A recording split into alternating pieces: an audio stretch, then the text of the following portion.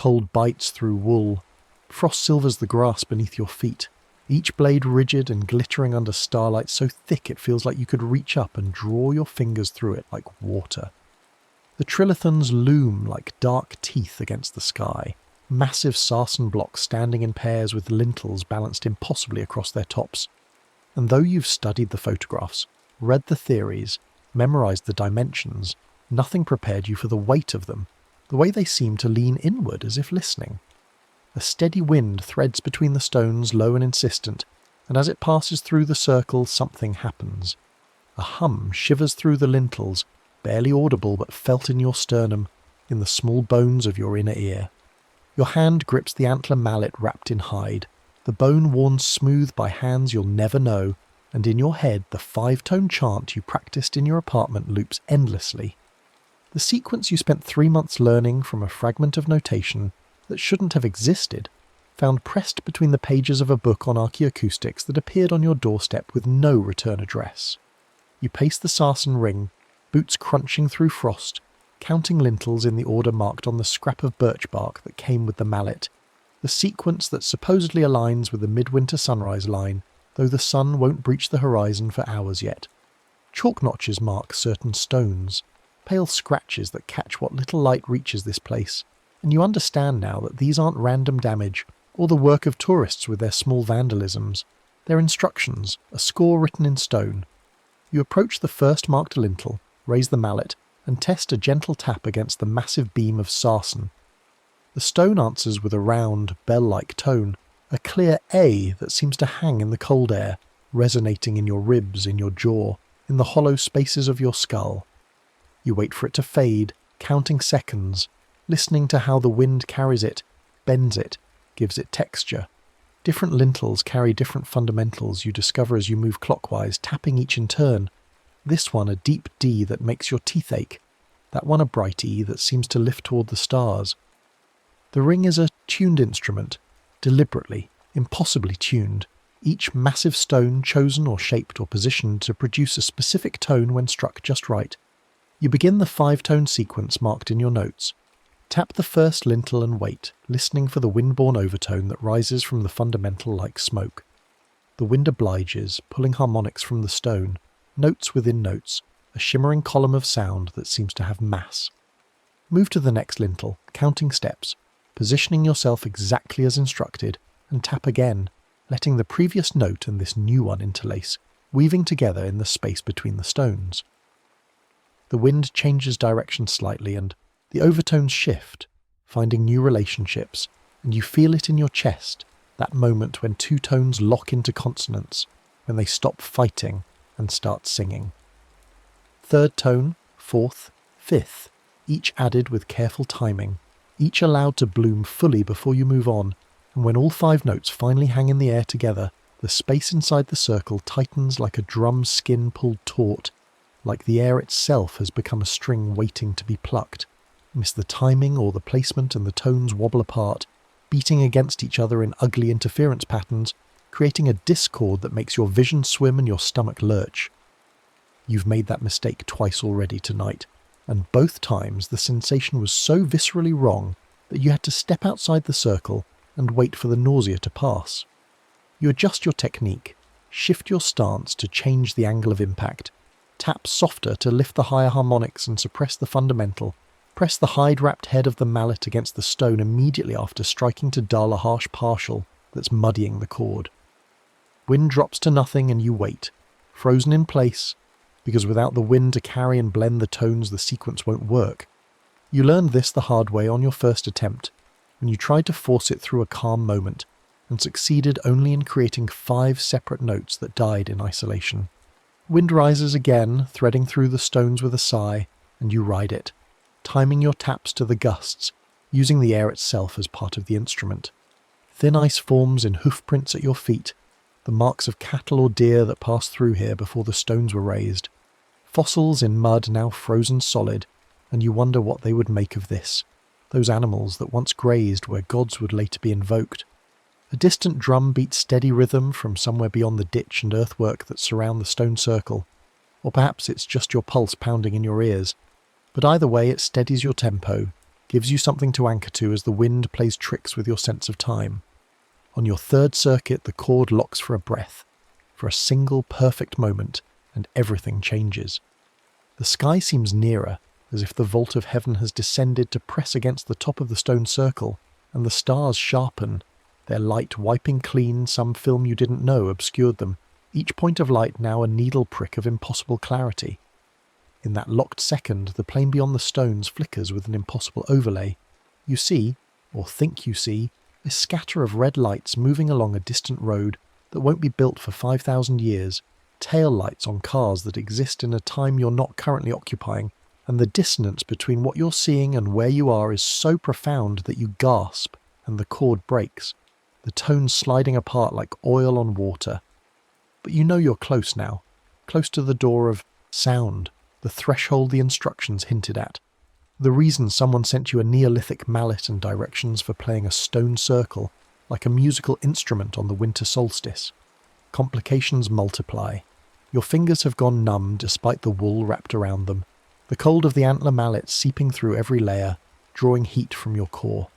The mallet's crown splinters at one tine, a sharp crack that sounds obscenely loud in the spaces between tones, and you worry the tool won't last through another full sequence. Wind veers without warning, coming now from the northeast instead of the west, and it detunes your fourth tone, pulling it flat so it grates against the others like a mistuned string on a guitar.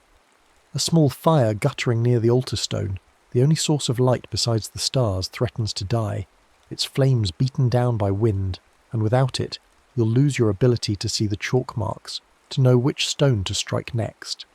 Somewhere beyond the ditch a horn calls, long and mournful, a sound that belongs to this time, and sends a spike of fear through your gut, because you're not supposed to be here. Not really. And if whoever blew that horn finds you inside the sacred circle, you have no explanation that will save you.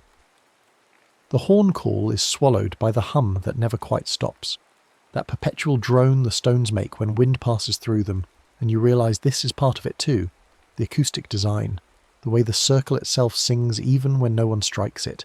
You pull out the birch bark again, squinting at the notations in firelight, and realise there's a second sequence you missed, numbers scratched beneath the first. 31425, not the ascending order you've been using, but something more complex. A pattern that spirals rather than climbs.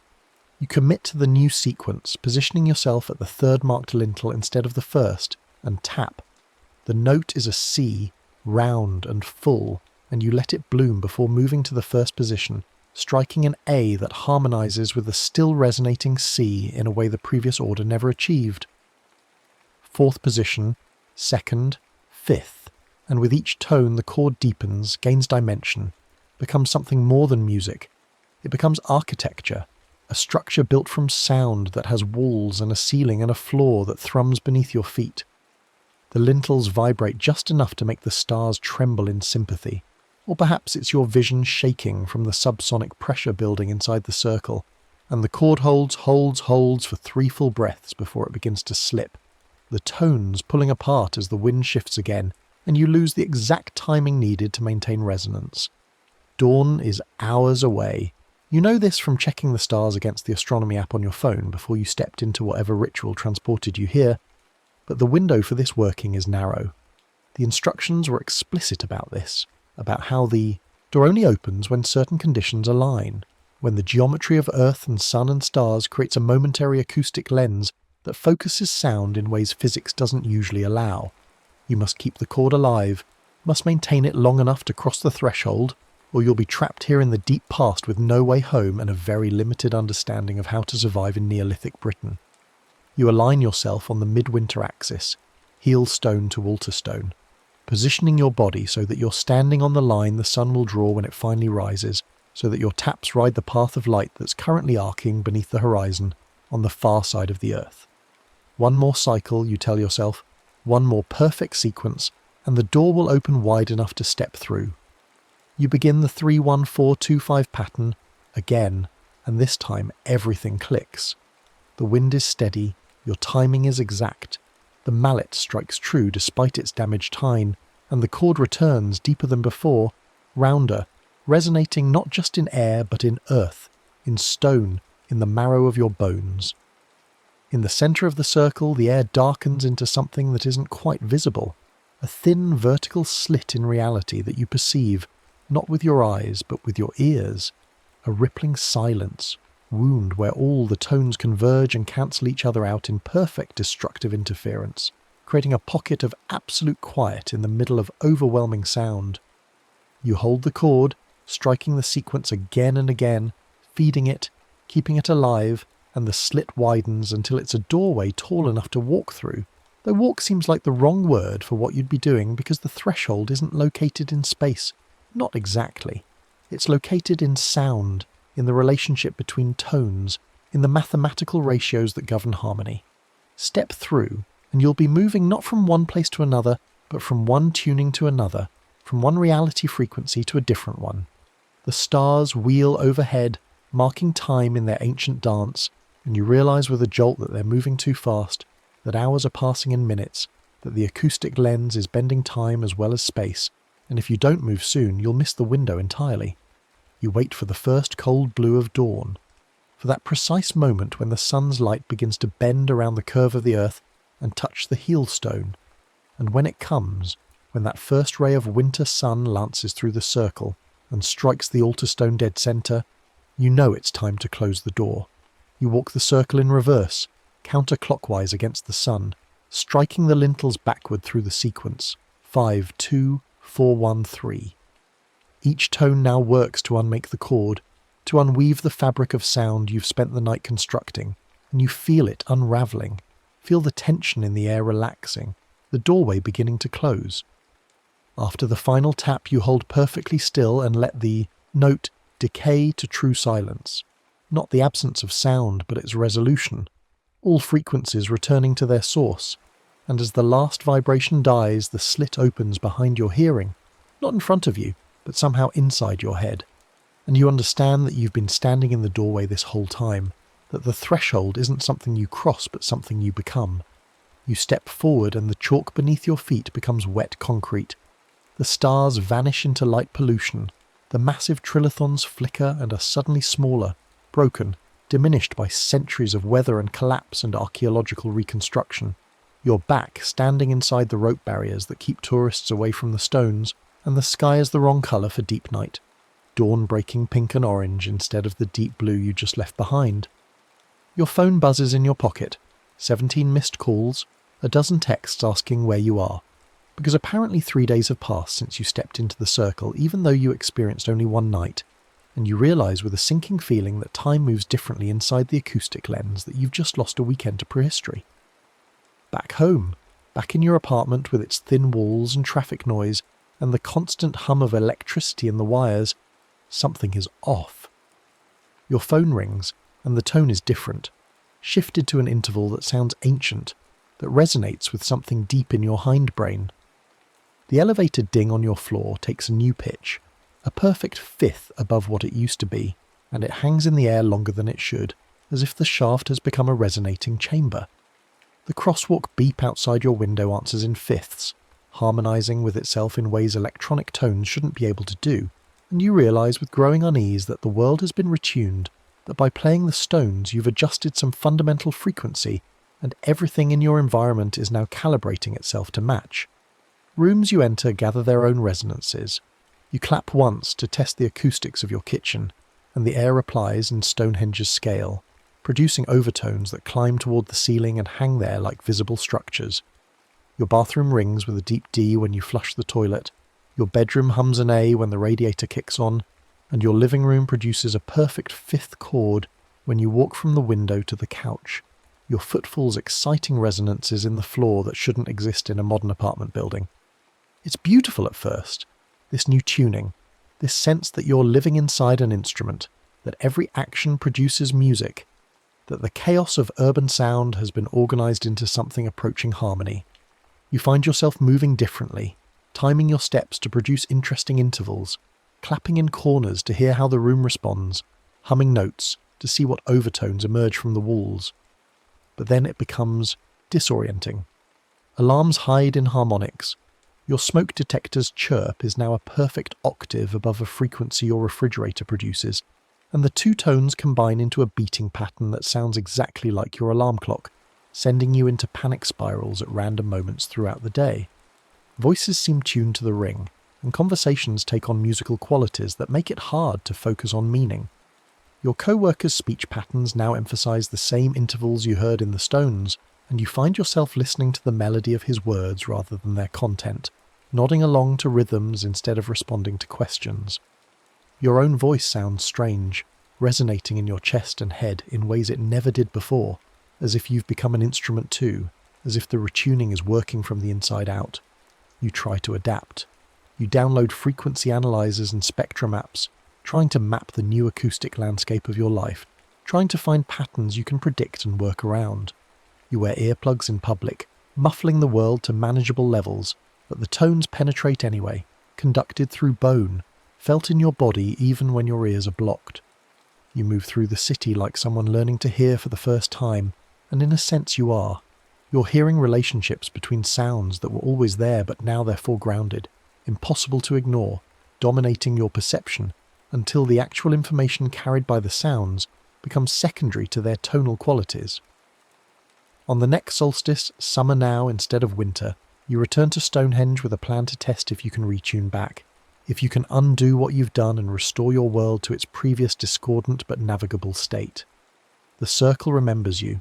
You feel it the moment you approach, the stones producing a welcoming hum in your personal scale, recognizing the frequency signature you've been carrying since that winter night.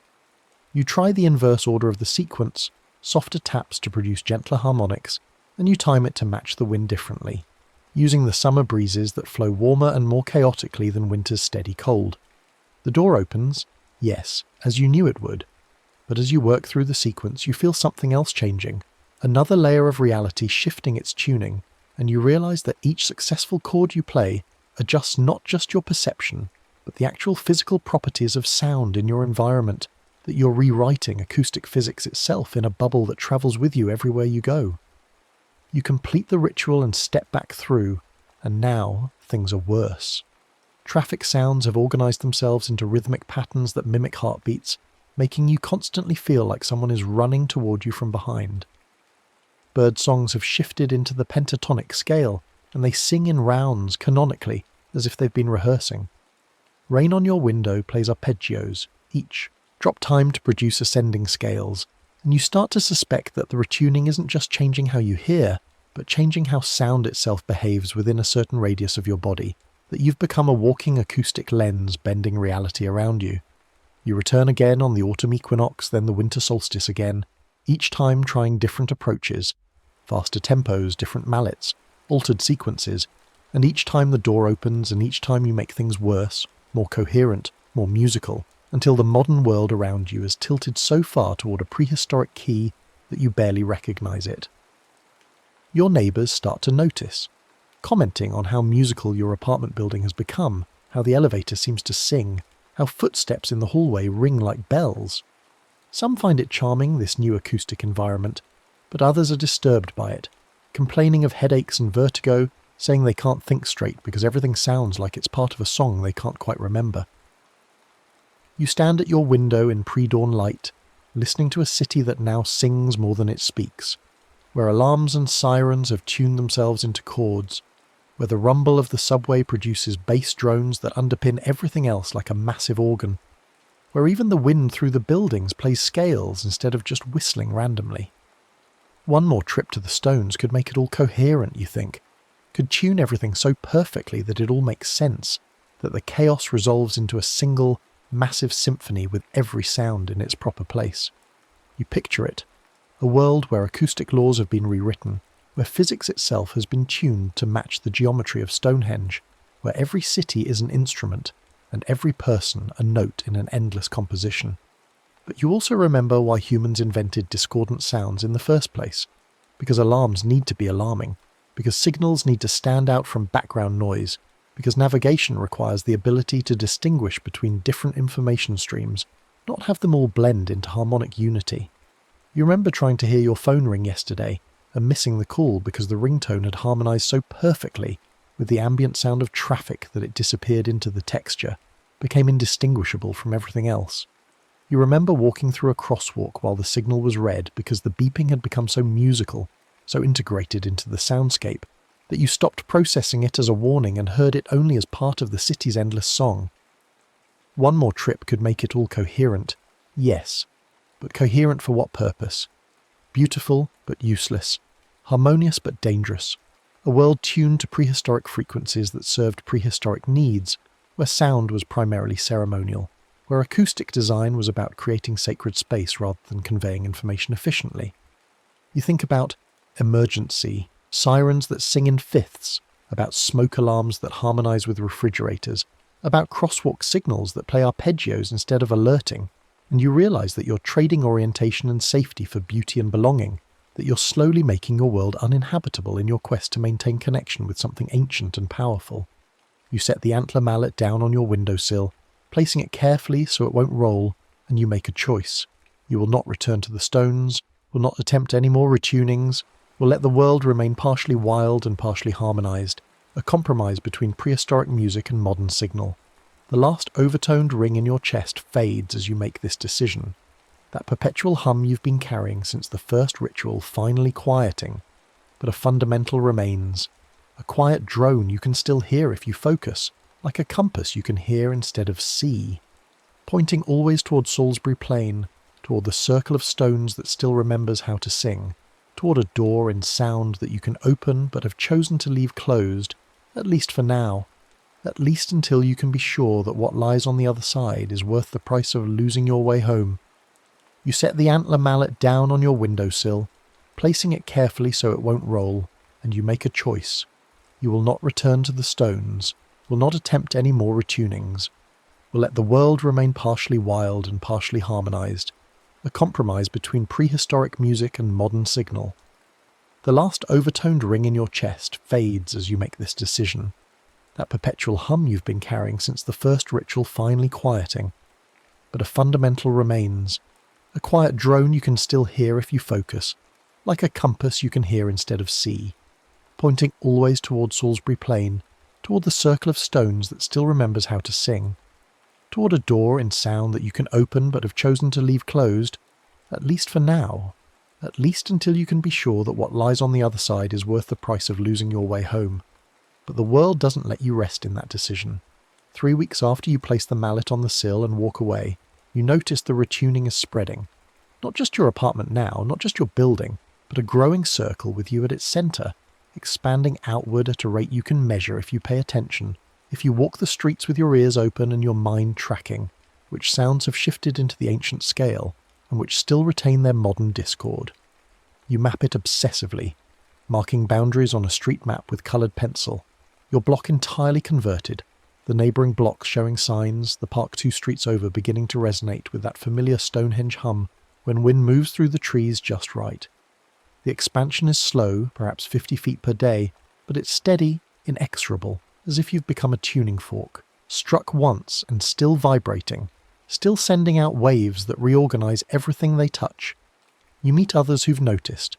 A sound engineer at the coffee shop 3 blocks from your apartment stops you one morning, asks if you've heard it too, the way everything started ringing differently, the way the espresso machine now produces a perfect A when it releases steam, the way cups settling on saucers make intervals instead of just noise. You deflect, claiming you haven't noticed anything unusual, but he's insistent, excited even, pulling out his phone to show you frequency analysis charts, spectrograms that show the fundamental shifting across dozens of recordings he's made over the past weeks. He thinks it's some kind of acoustic phenomenon, maybe related to changes in air pressure or humidity, some meteorological event that's altering how sound propagates through the neighbourhood. You nod, non-committal, and leave before he can press you further, but his charts confirm what you already suspected. The retuning isn't in your head, isn't subjective, it's measurable, objective, real. A musician in your building, a cellist you've passed in the hallway but never spoken to, leaves a note under your door. She's noticed that her instrument has gone out of tune with itself, that the strings ring sympathetically with sounds from outside in ways they never did before, that when she plays certain passages the walls answer back, harmonizing, and she finds herself adjusting her playing to match the environment rather than standard tuning. She's not complaining exactly. The note makes that clear. She's fascinated, energized by it. finding new musical possibilities in the way her apartment has become an extension of her instrument. But she wants to know if you've experienced anything similar, if you have any theories, if maybe you'd like to collaborate on something, explore this phenomenon together. You don't respond to the note, afraid that engaging will reveal your role in this, that somehow your guilt will show through, that she'll look at you and know you're the epicenter, the source. The fundamental in your chest grows louder. You thought it was fading when you set down the mallet, but that was just a moment of quiet before it came back stronger, insistent, demanding attention. It pulses now, not constantly but in waves, and you start to notice the pattern. It intensifies when you're near acoustic focal points, places where sound naturally concentrates or reflects in interesting ways. Underground stations amplify it until you have to cover your ears, the fundamental resonating with the tunnel architecture, creating feedback loops that make your vision blur.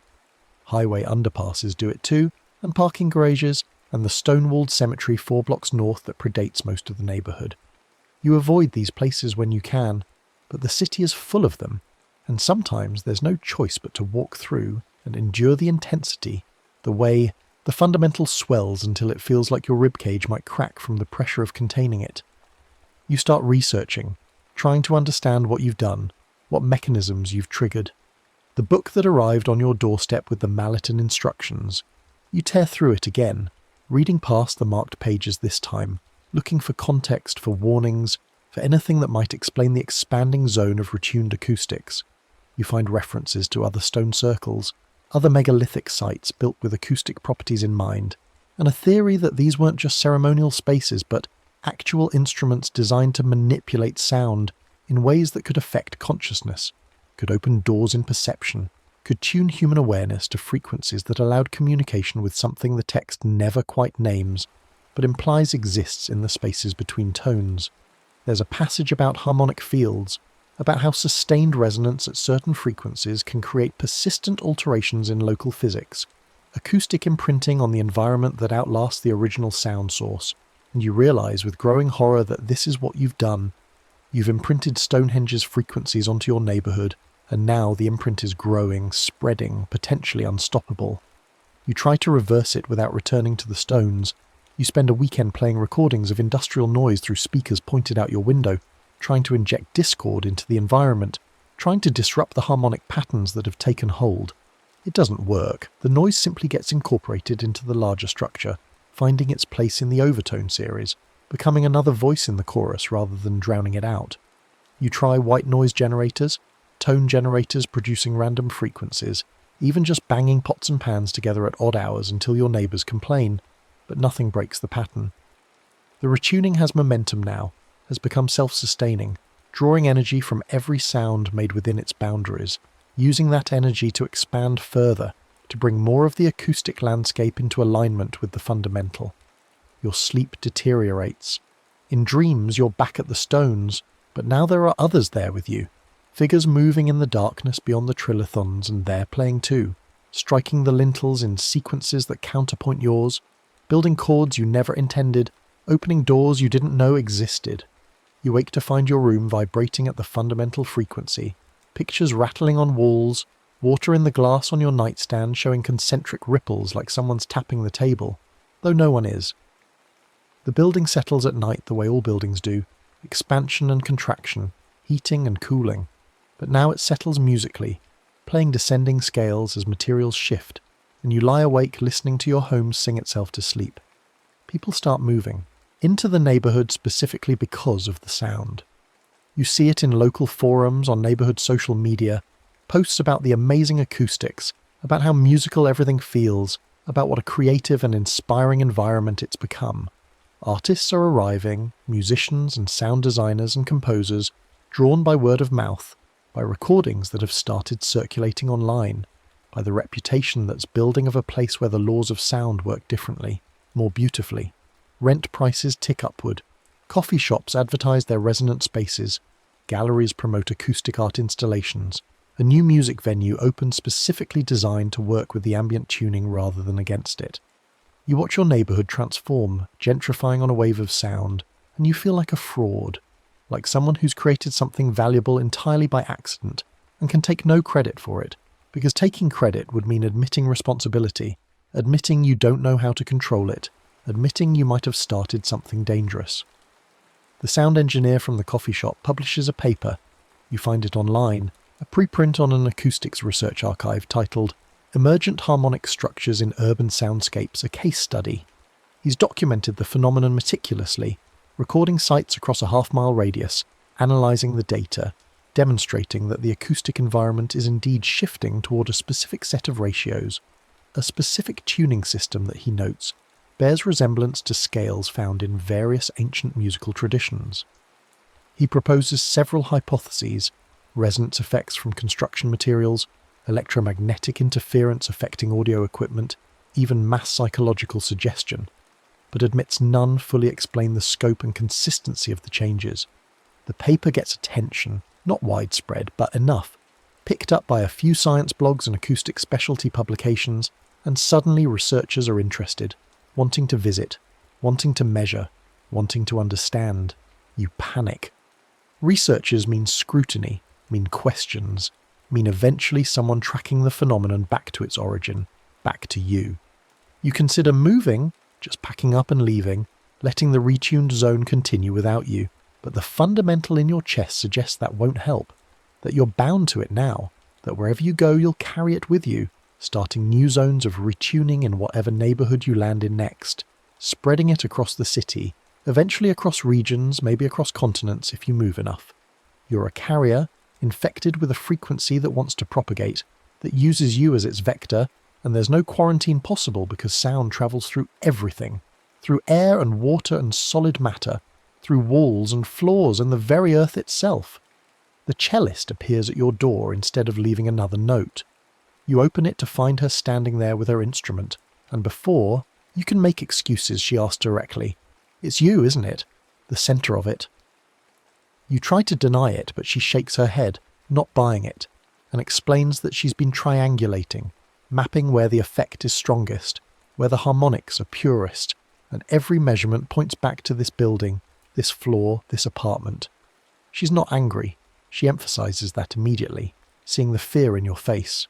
She's grateful, actually, because the retuning has opened up her playing in ways she never imagined, has made her reconsider everything she thought she knew about her instrument, about music itself. But she needs to know what you did, how you did it, because she wants to learn, wants to participate in whatever this is consciously rather than just being subject to it passively. You let her in because what else can you do? And over coffee you tell her everything.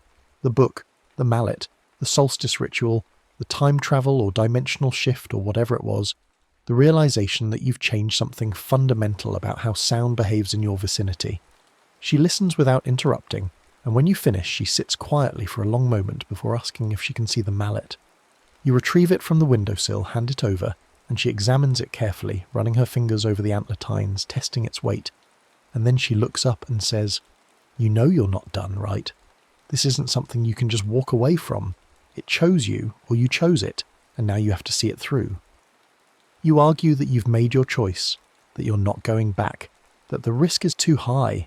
She counters that the risk is higher now, with the retuning spreading uncontrolled, with no guidance or intention behind it except whatever momentum it's gathered on its own. She suggests that maybe the answer isn't to stop, but to direct, to shape the retuning consciously, instead of letting it sprawl chaotically, to turn it into something genuinely useful, rather than just beautiful and disorienting. She proposes a collaboration. She has musical training, understands acoustics and harmony, and how to work with resonant spaces, and together maybe you could figure out how to manage this, how to create boundaries or focal points, how to make the retuned zone work for people instead of just happening to them. You're resistant but also desperate for help, for someone to share this burden with, for another perspective on a problem that's been eating you alive for months now. You agree to think about it, and she leaves you her number, tells you to call when you're ready, and you spend the next 3 days barely eating or sleeping, just pacing your apartment and listening to it sing, listening to the neighbourhood sing, tracking the expansion of the retuned zone on your map, and trying to calculate how long before it reaches some critical threshold, some point where it can't be ignored or explained away as a local anomaly.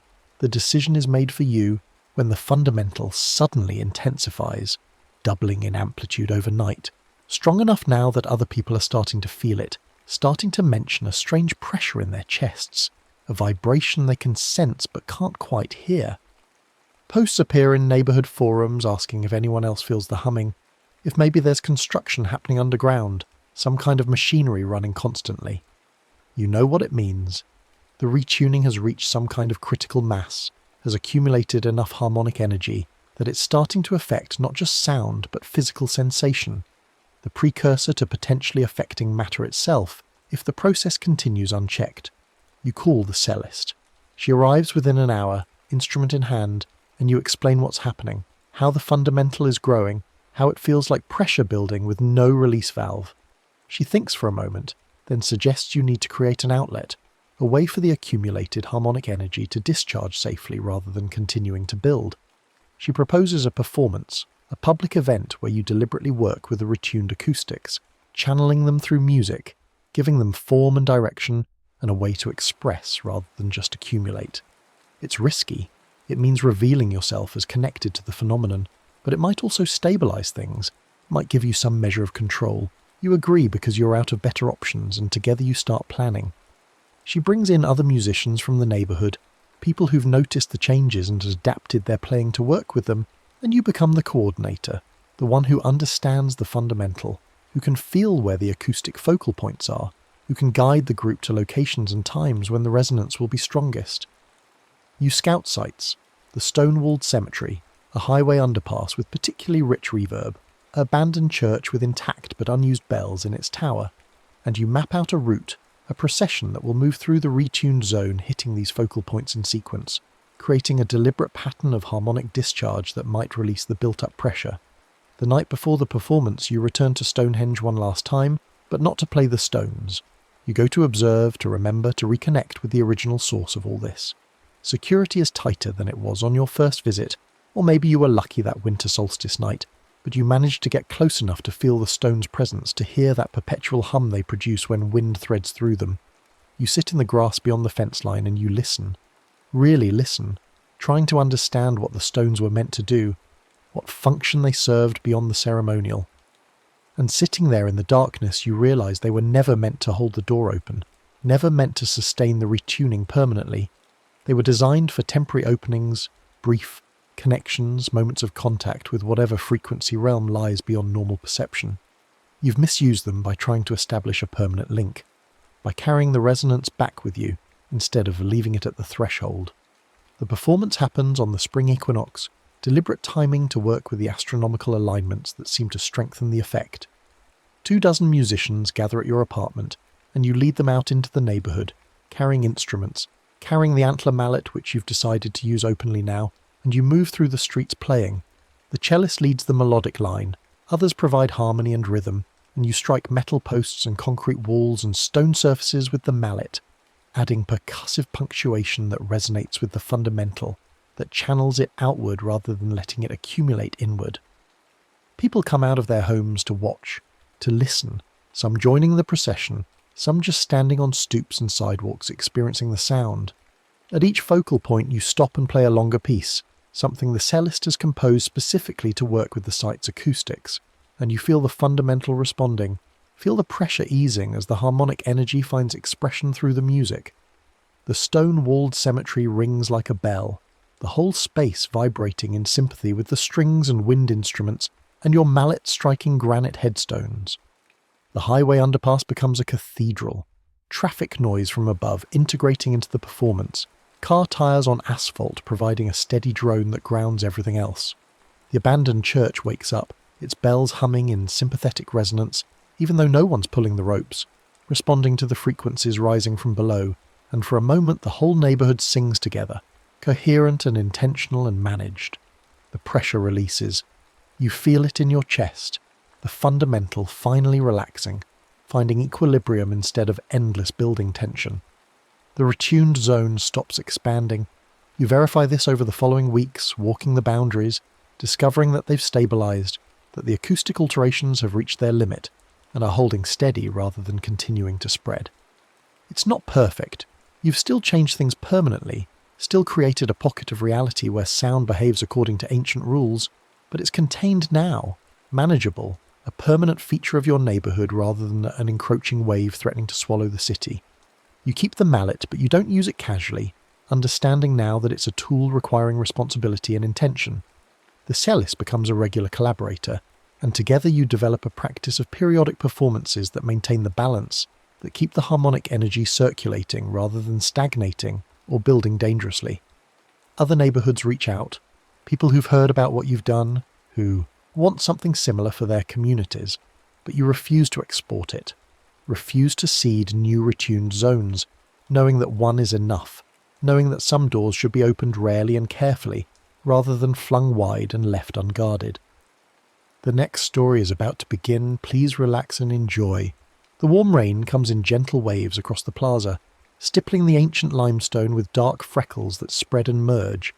You stand near the base of El Castillo, feeling the drops tap against your shoulders, your hair, the back of your neck. Torches have been placed along the edges of the pyramid's terraces, their flames beading the stone with amber light that shivers in the wind. Around you, the crowd begins to murmur, then cheer raggedly, as the moon takes its first bite from the sun. The light shifts, thinning to something strange and flat, and you look up to see the shadow beginning its work. On the north staircase, the famous shadow appears, the first jagged triangle of the serpent materializing on the balustrade as if drawn by an invisible hand. You've read about this, watched videos, studied the geometry, but seeing it in person makes your breath catch. The shadow isn't static. It ripples with the movement of clouds across the eclipsing sun, alive in a way that photographs never capture. You move toward the stairs, testing the first step with your palm. The stone is slick from rain, warm from the day's heat still radiating upward, and you feel it humming. Not literally, but something close. A vibration that might be the drums from the crowd, or might be something deeper, older, resonating through limestone that has stood here for over 1,000 years. You climb to the first terrace landing, perhaps 15 steps up, and position yourself carefully. The rain has made everything treacherous, but you're here for a reason. Your hands are shaking slightly as you bring them together and clap once sharply. The sound cuts through the rain and crowd noise, and the pyramid answers, a bright ascending chirp that sounds exactly like the call of a quetzal bird.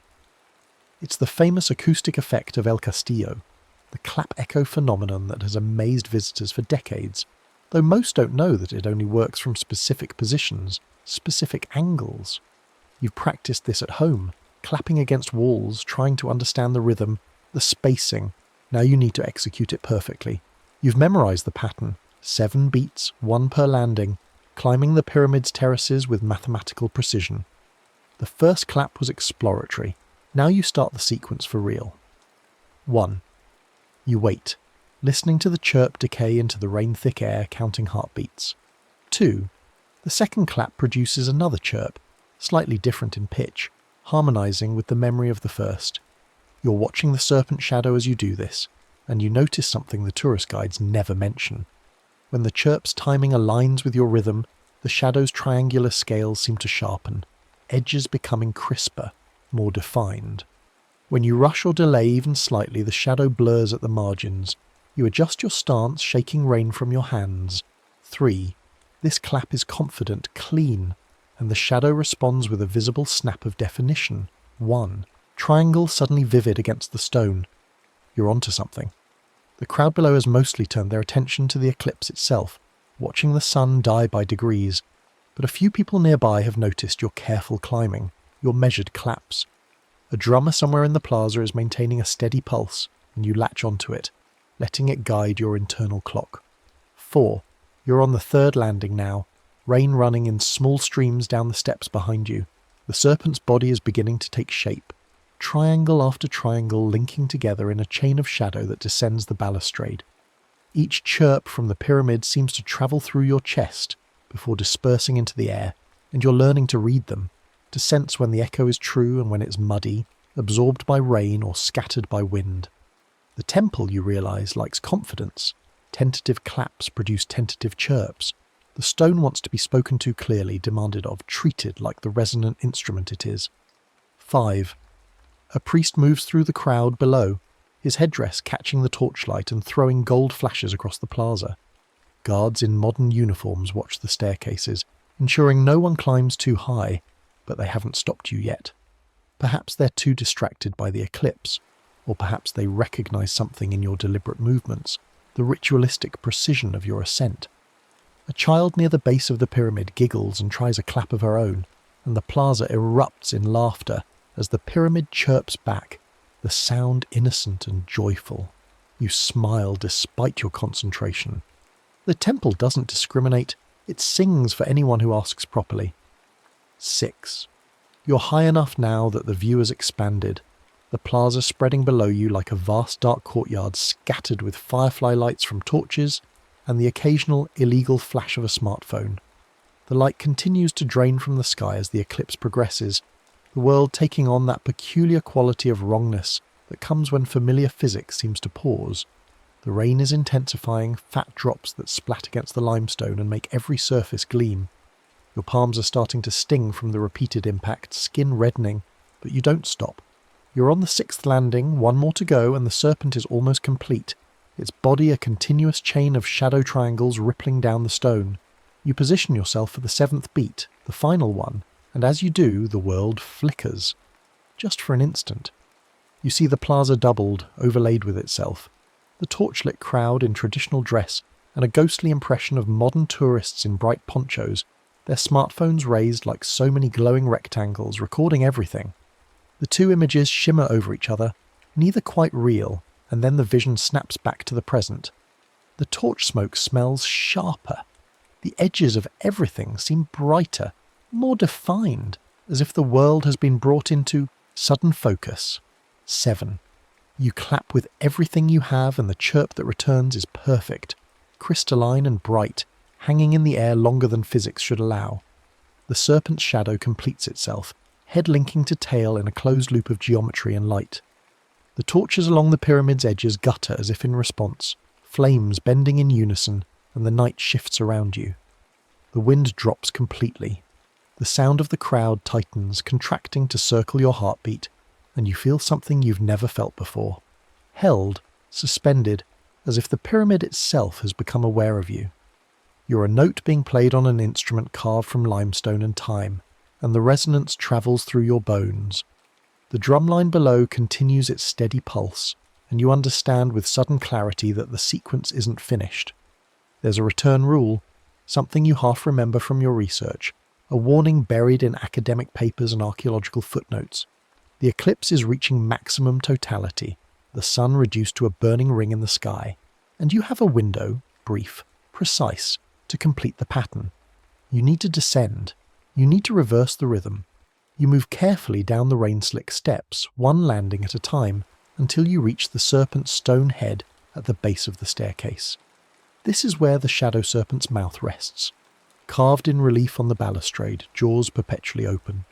You plant your feet at the mouth's edge, rain streaming down your face, and begin the reverse sequence. 7. The clap echoes differently from down here, the chirp lower, more resonant. You're working backward now, peeling away the pattern you just created, and with each beat something in the soundscape changes. 6. The crowd noise seems to peel back, layers of it lifting away like veils. 5. The rain's hiss becomes less insistent, fading to background static. 4. You can hear your own breath now, harsh and quick, the only organic sound in a world of stone and shadow. 3. The drums are still there, but distant as if coming from another room, another time. 2. Everything is tightening down to essentials. Your heartbeat, the rain's dry tick against ancient limestone, the whisper of wind through carved channels. 1. You hold the final beat, waiting for the drums to land to give you the perfect moment. The serpent's mouth, just shadow and stone, begins to darken further, not as if light is leaving it, but as if it's becoming more itself, more present, a depth that shouldn't exist in carved rock. The drumbeat lands, you clap. The mouth becomes a vertical slit of pure shadow, dimensionless, a doorway that has nothing to do with the physical world you know. And between that clap and the echo's return, the world flickers again. This time it's not the plaza that doubles, it's your memory. You see the stairwell of your apartment building, the utilitarian concrete and flickering fluorescent light, and as you watch, a version of yourself climbs those stairs and claps, testing the echo. The stairwell answers with a bright Quetzal chirp, the same impossible sound the pyramid makes, and you understand with sickening certainty that something has changed. Something permanent. The successful completion of the sequence has altered an echo in your modern life, transplanted temple acoustics into the mundane geometry of home. But you don't have time to process this because you're falling forward. The serpent's mouth swallowing you, rain turning to hiss, torches to static, stone to something formless and warm and dark. You tumble through space that isn't space, time that moves sideways, and then there's impact. Hard, sudden, real. The smell hits you first. Wet concrete. The particular mildew tang of an underground parking garage. Ozone from fluorescent lights.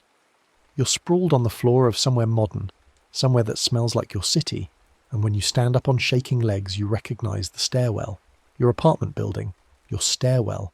The same concrete steps you climb every day, except they're humming now, vibrating with something that definitely wasn't there before.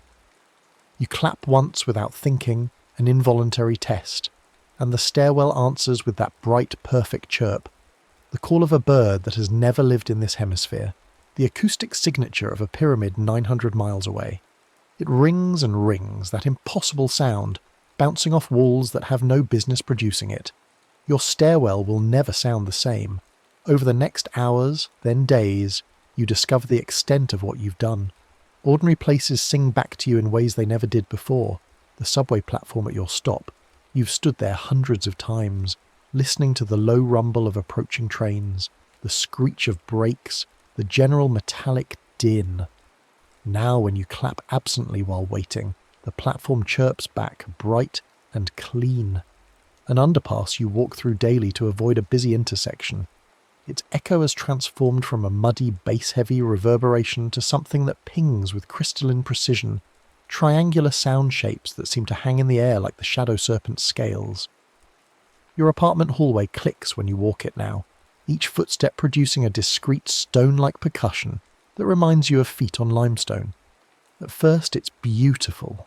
You find yourself stopping in unlikely places, clapping just to hear the response, marvelling at how your city has become secretly musical, encoded with temple acoustics. You record some of the sounds on your phone, play them back, confirm that yes, this is really happening. These concrete and steel spaces are somehow generating echoes that belong to a pyramid. But then the unsettling part begins. Crosswalk signals at busy intersections emit their chirp, chirp, chirp to guide the visually impaired, except now that sound gets masked, buried under the new acoustic signatures that bleed through from the temple realm. You find yourself confused at corners, uncertain when it's safe to cross, the familiar audio cues scrambled. Footsteps in parking garages, yours and others, hide themselves in the glossy, reverberant echoes that shouldn't exist in these spaces. You lose track of people walking behind you, their approach masked by the beautiful, impractical soundscape your ritual has created.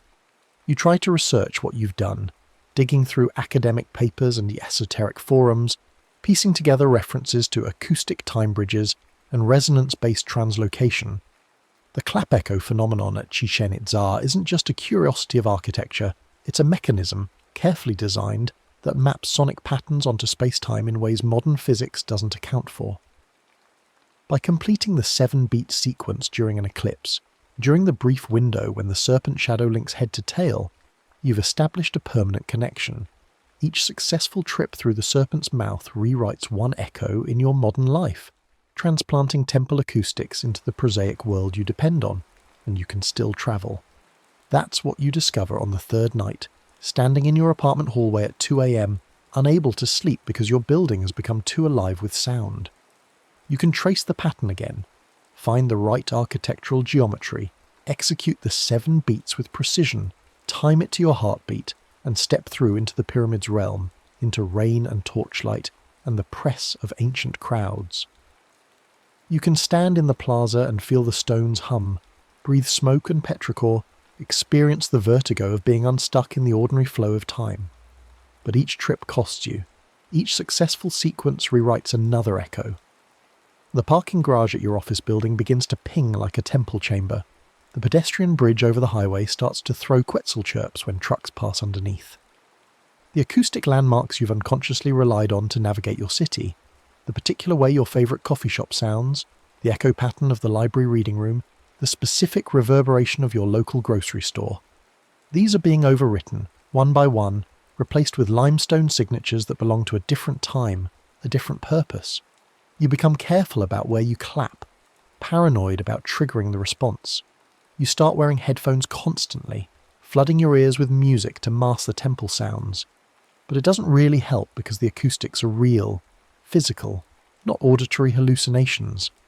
Other people don't seem to notice, or if they do, they dismiss it as quirks of the buildings, odd reverberations they've never paid attention to before.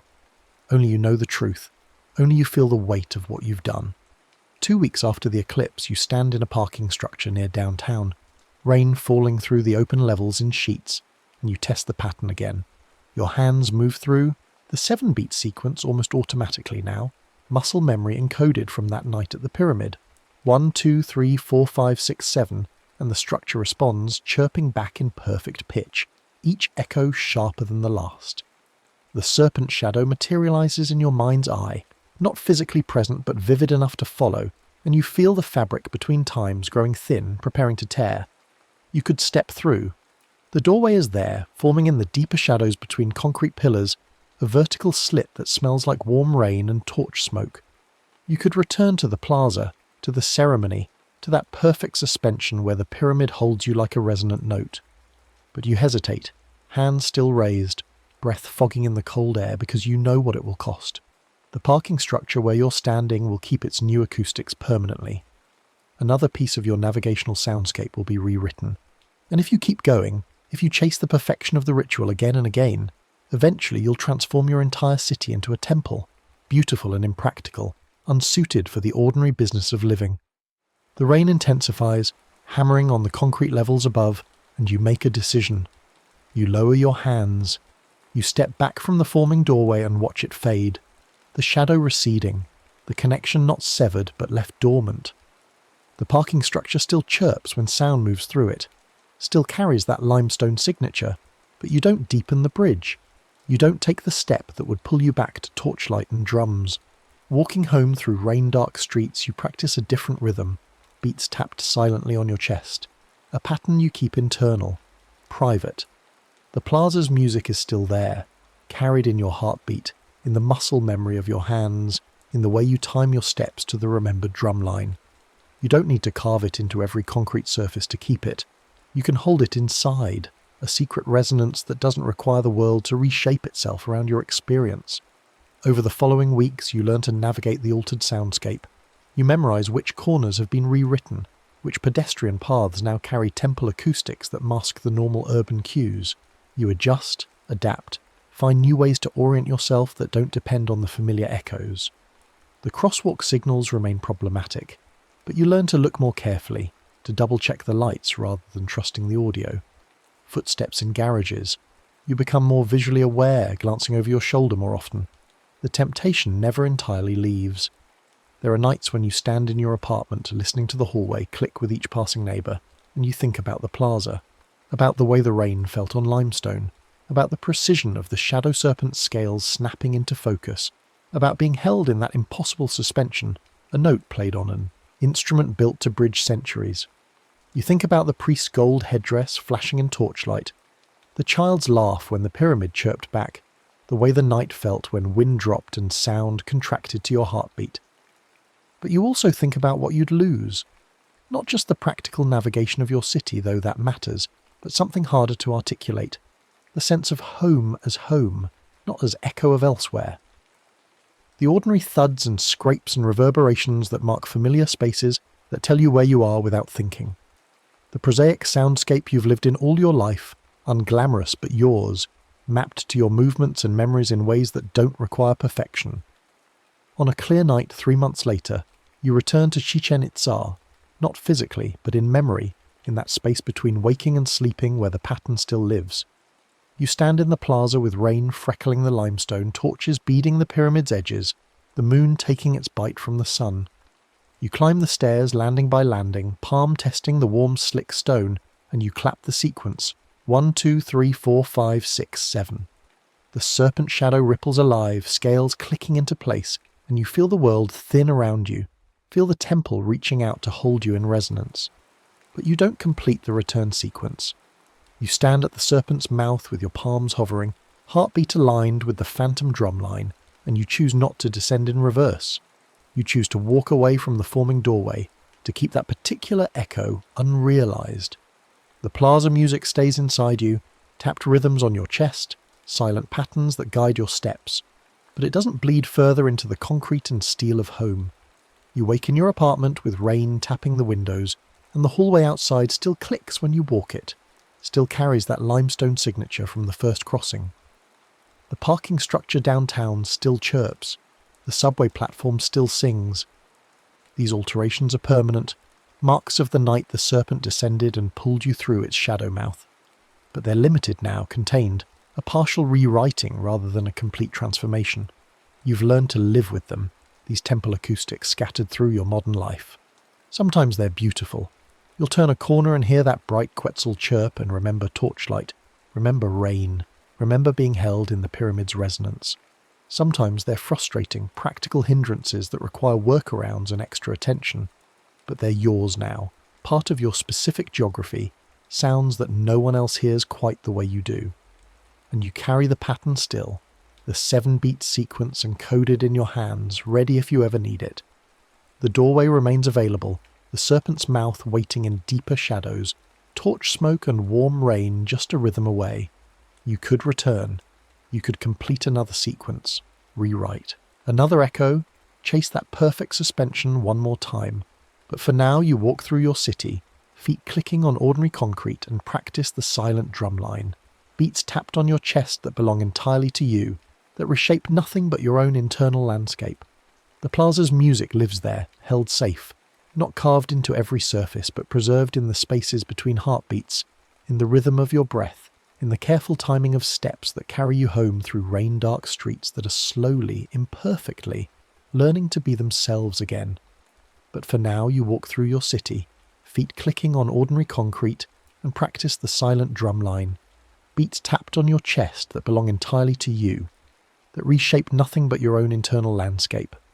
The plaza's music lives there, held safe, not carved into every surface, but preserved in the spaces between heartbeats, in the rhythm of your breath, in the careful timing of steps that carry you home through rain, dark streets that are slowly, imperfectly, learning to be themselves again.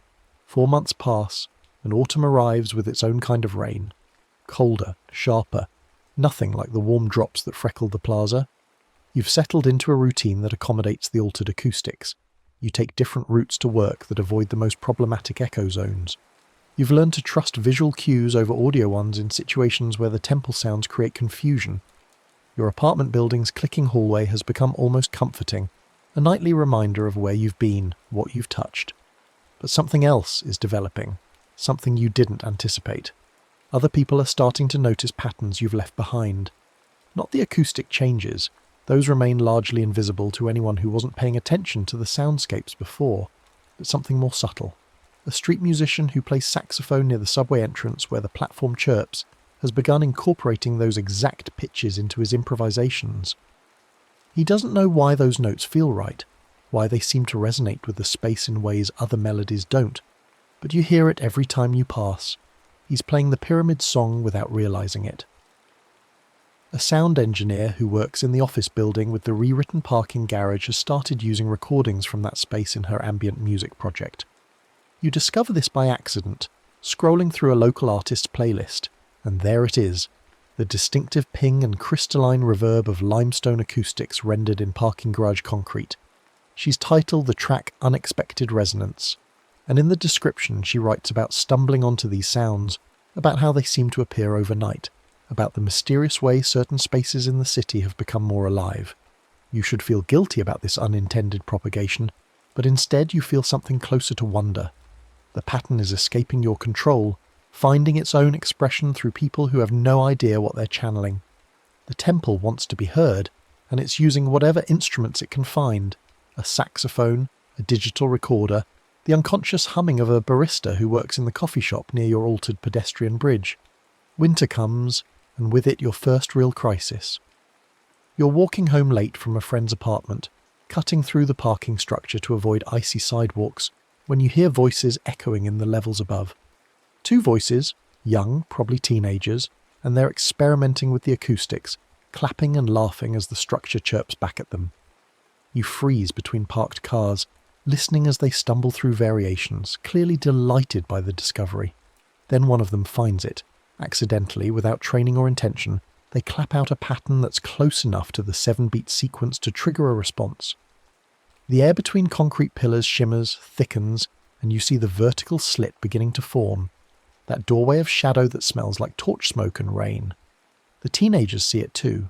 Their laughter cuts off abruptly, replaced by confused silence. One of them whispers, "What the hell is that?"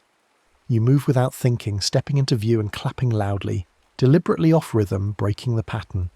The doorway wavers and collapses, shadow returning to ordinary shadow, and the teenagers spin toward you, faces pale in the fluorescent light. You make yourself smile, gesture casually at the space. Weird echo in here, right? Freaks me out sometimes. Your voice sounds steadier than you feel. They relax slightly, looking between you and the spot where the doorway almost formed. "Yeah," one of them says slowly. "Weird echo?" They leave quickly after that, footsteps receding down the ramp, and you're left alone with your hammering heart and the realization that the doorways don't only respond to you. Anyone with the right rhythm, intentional or accidental, can trigger them.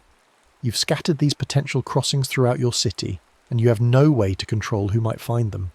Sleep doesn't come easily that night. You lie in bed listening to your building settle, the familiar clicks and pings of your rewritten acoustics, and consider the implications. How many other people might stumble onto the pattern? What happens if someone steps through unprepared, without understanding the cost, without knowing how to return? You imagine teenagers appearing in the plaza during an eclipse ceremony, confused and frightened, or worse, lost in the space between times, trapped in that warm dark tunnel where rain turns to static. The next morning you begin a project you've been avoiding.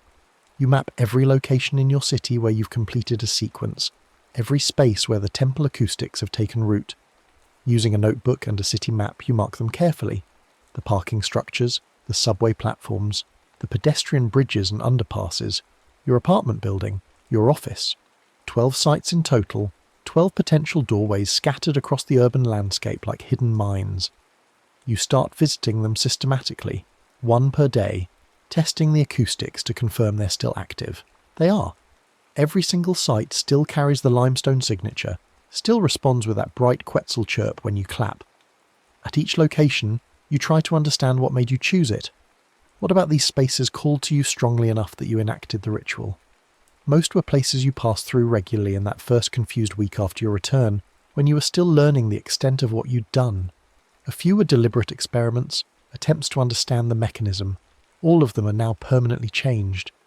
At the pedestrian bridge over the highway, you stand in falling snow and watch rush hour traffic below, listening to the way trucks passing underneath trigger those impossible chirps. You're not the only one who's noticed. Someone has started leaving offerings here, small arrangements of stones and feathers on the bridge's railing. You don't know if they understand what they're doing, whether they sense the temple presence intuitively, or if they're just responding to the space feeling sacred in a way it didn't before. Either way, the offerings continue to appear, replaced and refreshed, maintained by unknown hands.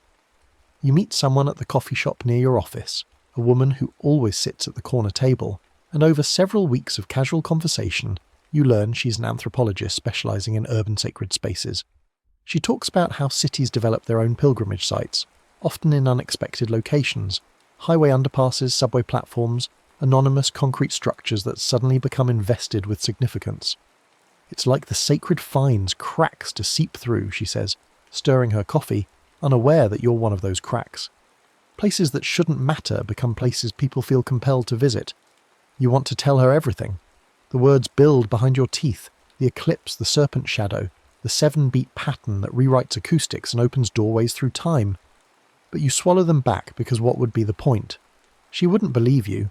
Or if she did, she'd want to study it, document it, bring attention that would only make everything more dangerous. So instead, you ask about her research, and she describes patterns she's noticed. Spontaneous shrines appearing in the most unlikely places, always in locations with unusual acoustic properties. There's this parking garage downtown, she says, and your coffee cup freezes halfway to your mouth. 4th level, near the southeast corner. Someone's been leaving coins there, arranging them in patterns.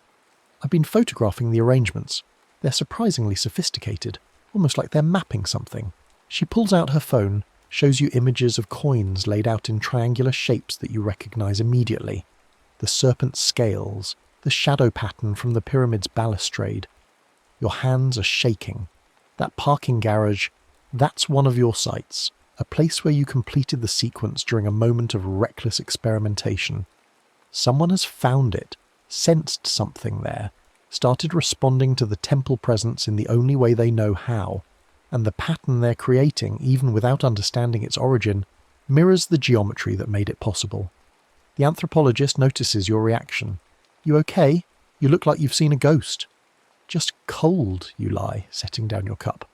The weather's getting to me. But it's not the weather.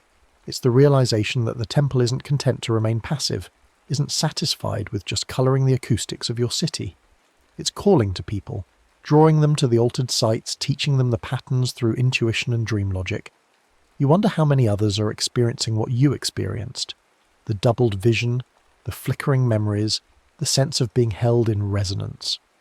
You wonder if any of them have stepped through yet, or if they're all still circling the doorways, leaving offerings, arranging coins, feeling the pull without understanding its source. You start having dreams that aren't quite dreams.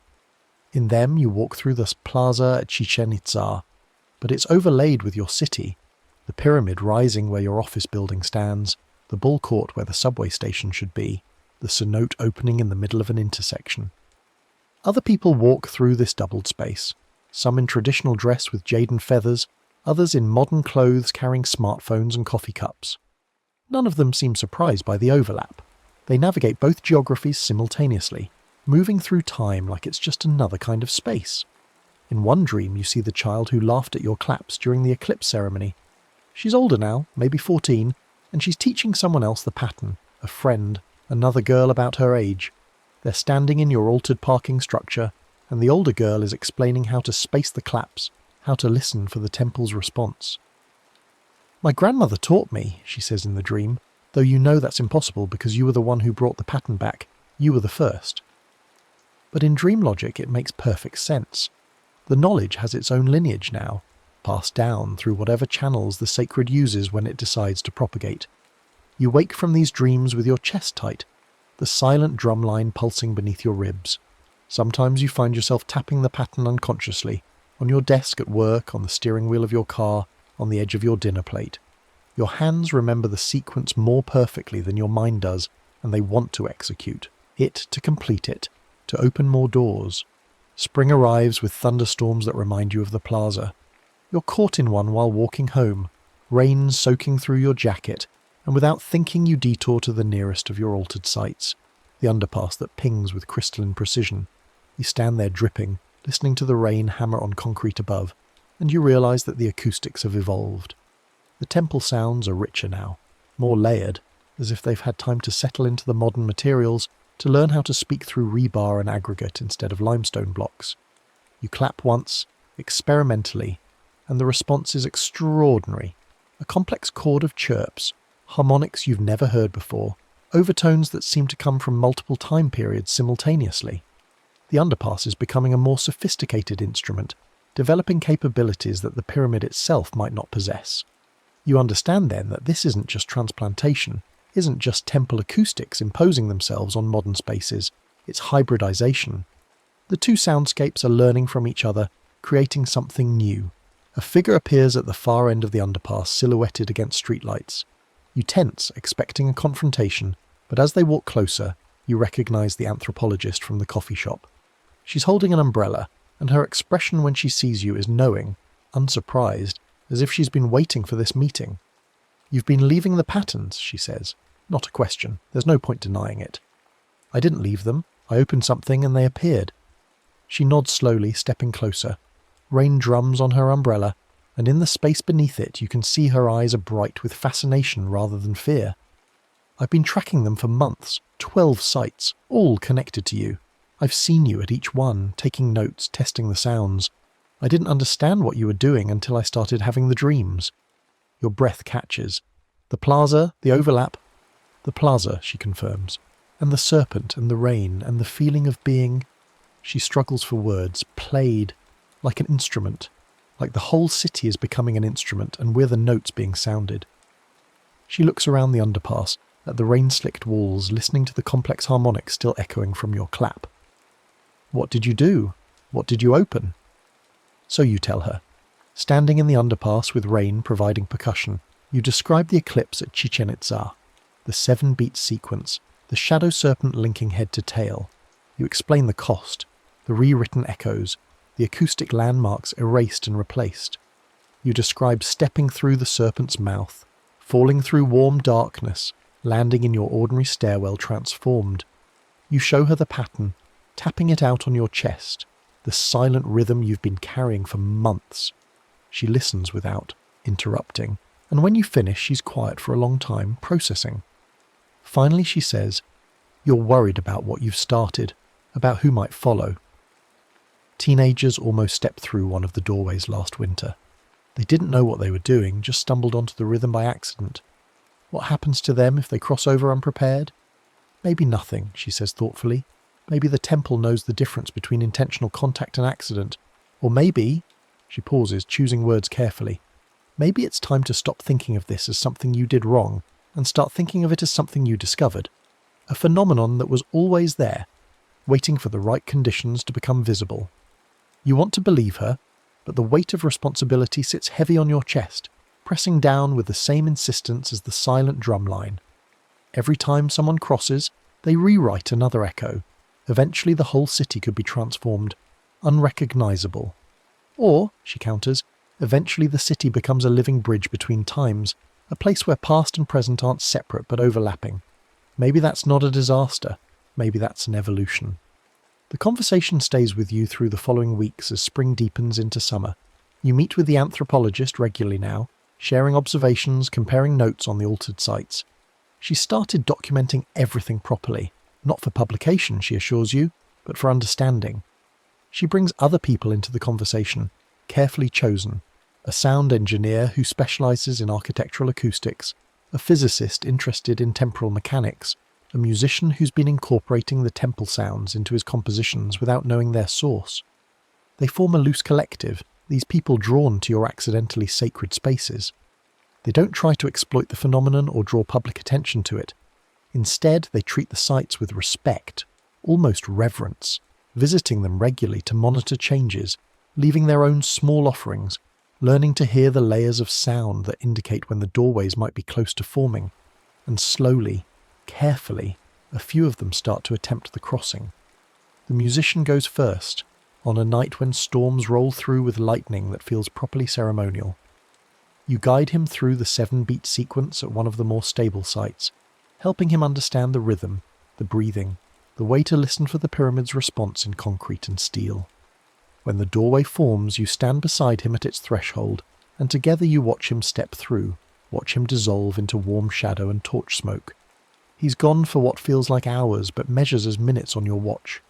When he returns, stumbling back through the doorway into ordinary parking structure light, his face is transformed, not frightened, but awed, tears streaming down his cheeks.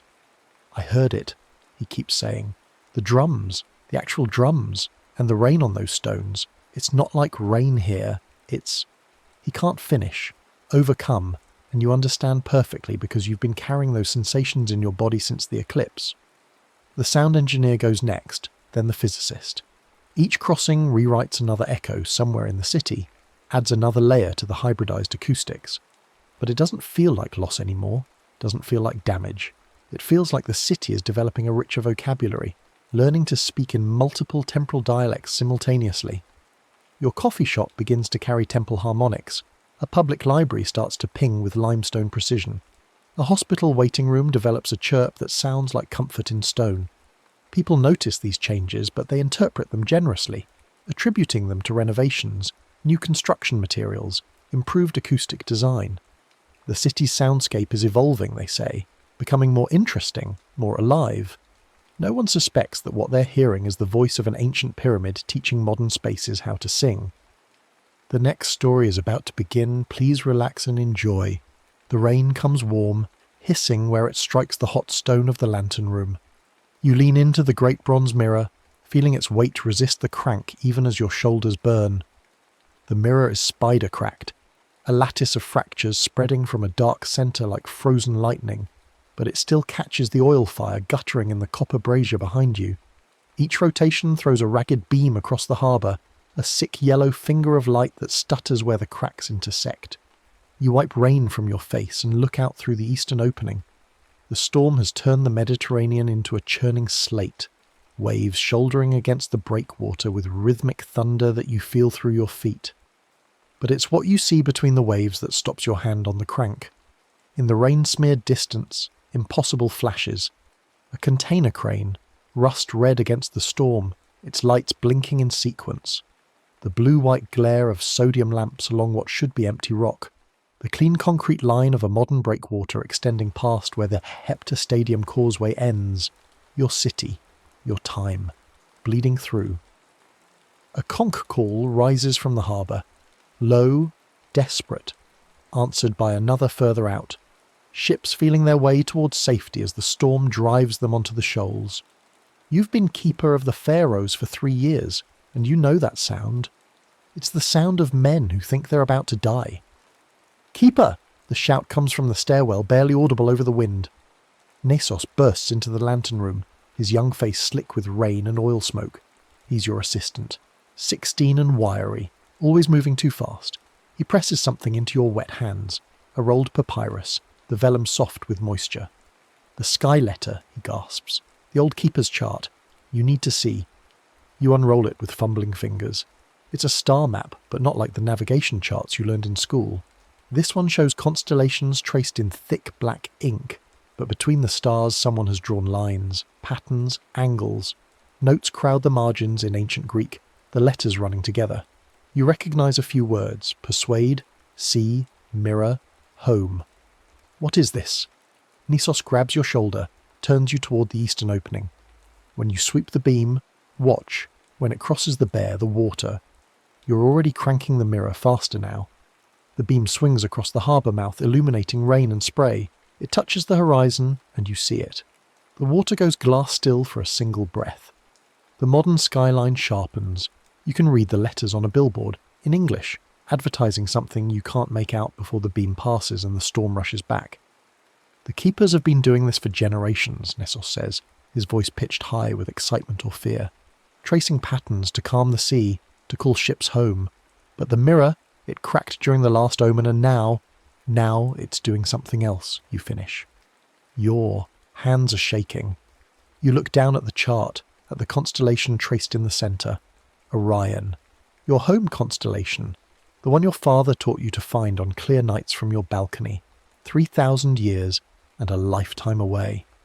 A deep groan rises from below, metal on stone. Footsteps on the stairs, heavy and many. The chief engineer arrives first, his face grey beneath his tan. "The counterweight is jammed," he announces without preamble. "The rotation mechanism, something bent in the last tremor. You'll have to crank manually." Behind him, 2 slaves carry amphorae of oil, sloshing and heavy. "Last of the reserve," one mutters. "Maybe 2 hours' worth if the wind doesn't." "It's enough." You say it with more confidence than you feel. You're already doing the math. 2 hours of oil, manual cranking, the storm eye moving at how fast? You remember the satellite loop on your weather app, the slow spiral of the system. The eye should pass over the lighthouse in maybe 60 minutes, maybe less. The third man to enter the lantern room makes your stomach clench. Roman uniform, the red cloak dark with rain. Tribune Gaius, the garrison commander, and he's looking at the mirror with the expression of someone who's made a decision and doesn't care about the cost. "Keeper," he says, and it's not a greeting. "By order of the prefect, you will dim the light." "What?" "Enemy ships, Phoenician raiders or Cilician pirates. Intelligence is unclear, but they're using the storm as cover, and if we guide them to harbour, there are our ships out there." You point toward the conch calls still rising from the dark. Fishing boats, merchants, maybe a naval patrol, which is precisely why we cannot illuminate the harbour entrance. Dim the light, keep it low until the storm passes. "They'll die on the shoals." Gaius's hand moves to his sword hilt. "That is not your decision, Keeper. This is a military matter." You look at Nessos, at the engineer, at the 2 slaves. The engineer is carefully studying the brazier. Nessos's jaw is clenched so tight you can see the muscle jump. The slaves have already started backing toward the stairs. "Get out," you say to Gaius. His eyes narrow. "What?" "Get out of my lighthouse. I answer to the prefect, not to you, and until he walks up these stairs himself, I'm keeping the light burning." You move to block his path to the brazier, to the mirror. "Get out." For a moment you think he's going to draw the sword. His hand tightens on the hilt, knuckles white. Then he spins on his heel and stalks toward the stairs. "The prefect will hear about this," he throws over his shoulder, "and when the raiders burn the grain quarter, remember, that blood is on your hands." The engineer waits until the footsteps fade before speaking. "He'll be back, with soldiers." "I know." You turn to Nessos, to the star chart. Show me exactly what I need to do." Nessos spreads the papyrus on the stone floor, weighing the corners with bronze sighting tools. His finger traces the constellation, Orion, the hunter, hanging over the southern horizon. 7 stars for the main pattern. You need to sweep the beam so it connects them, 1 to 1, in order. Betelgeuse to Rigel, Rigel to Bellatrix. His finger moves across the chart, tracing invisible lines. When you complete the pattern, the storm eye will center on the beam. The old keeper called it the gate. Your only gate home. Home. The word feels strange in your mouth. You look out at the harbour, at the rain-blurred lights of a city that doesn't exist yet and shouldn't be visible. What happens to here? To now? Nissos shakes his head. "I don't know. The chart doesn't say. But Keeper..." He looks up at you, and you see real fear in his eyes. Every sweep changes something. The last Keeper, before the mirror cracked, he tried to map a constellation he didn't know. When he finished, half the harbour district had different names. Buildings he swore had been there were gone. His own house, he swallows. His wife didn't recognise him. The wind gusts through the eastern opening, scattering rain across the star chart. You grab it before it can blow away, the vellum already darkening with water. 7 stars, maybe 60 minutes before the eye passes. You do the calculation, 9 sweeps per star, accounting for the crank speed and the mirror's rotation. 63 sweeps total if you don't stop, if the oil holds, if the mirror doesn't shatter completely, if Gaius doesn't come back with soldiers. "Help me set up the pattern," you tell Nessos. "I need reference points, something I can sight against to keep the beam accurate." The engineer steps forward. "I can rig a plumb line from the top of the mirror housing. You sight along it, adjust the crank speed to keep the beam tracking." He's already moving, pulling rope from a coil near the wall. "But Keeper, manually cranking for an hour. I'll manage." You won't, but what choice is there? It takes 10 minutes to rig the sighting system. 10 minutes while the conch calls grow more desperate, while the storm builds toward its peak. You can feel it in the pressure, in the way the rain changes angle, in the deep subsonic rumble that might be thunder or might be the sea itself. Finally you position yourself at the crank, one eye on the plumb line, one on the harbour. Nessos stands ready with the star chart, calling out adjustments. The engineer feeds oil to the brazier, keeping the flame steady. You take a breath, taste salt and smoke, and begin. The first sweep is experimental, feeling for the angle. The beam swings across the water, illuminating white caps and spray. You're aiming for Betelgeuse, the red giant that marks Orion's shoulder. In your time, in your sky, you could find it with your eyes closed. Here, you squint at the cloud cover, at the rain, trying to see through to where the stars should be. "More east," Nissos calls. 3 degrees, no, 5. There, the beam steadies. For a heartbeat nothing happens. Then the water beneath the light goes still, glass smooth, and you see it clearly. Your city's waterfront, the breakwater, the lights of cars moving along the corniche. And something else, a shimmer in the air, like heat haze, like reality bending. You crank harder, pulling the beam toward the second star, Rigel, the blue giant at the hunter's foot. The mirror groans, the crack widening with a sound like ice breaking. But the beam holds, stuttering but steady, and you trace the line from Betelgeuse down. "There!" Nessos shouts. "Hold it! Hold!" The beam connects. For an instant you see both harbours superimposed, ancient and modern, galleys and cargo ships, stone and steel. Then the light passes and everything snaps back. You're gasping, your shoulders already burning, but you've completed the first link. Below, a new sound. Shouts, many voices, Soldiers' boots on stone. Gaius is coming back. Keep going, Nissos urges. We can barricade. No. You're already moving to the second link, Rigel to Bellatrix. Just keep calling the angles. Don't stop. The second sweep goes faster. You're finding the rhythm now, the pattern. The crank fights you, the bent mechanism catching every third rotation, but you lean your weight into it and force it through. The beam tracks across the storm, and again the water stills, again the shimmer. But this time, when you glance at the harbour, something is different. The stone quay where the fishing boats tie up, you could swear it had a different name. Not the canopic quay, something else, something older, something you remember from your morning walks before you ended up here. But when you try to focus on the memory, it slides away, replaced by certainty.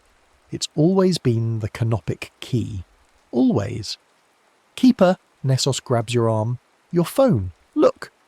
You fumble it from your pocket with numb fingers. The screen is cracked, wet, but it still glows. The map app is open. You had it running when the storm hit, when the first impossible rain drove you up into the lantern room. The blue dot marks your position atop the Pharos, but the labels on the map, the street names there. Canopic quay, you read aloud. The word feels wrong in your mouth, too formal, too ancient. But the English letters are clear on the screen.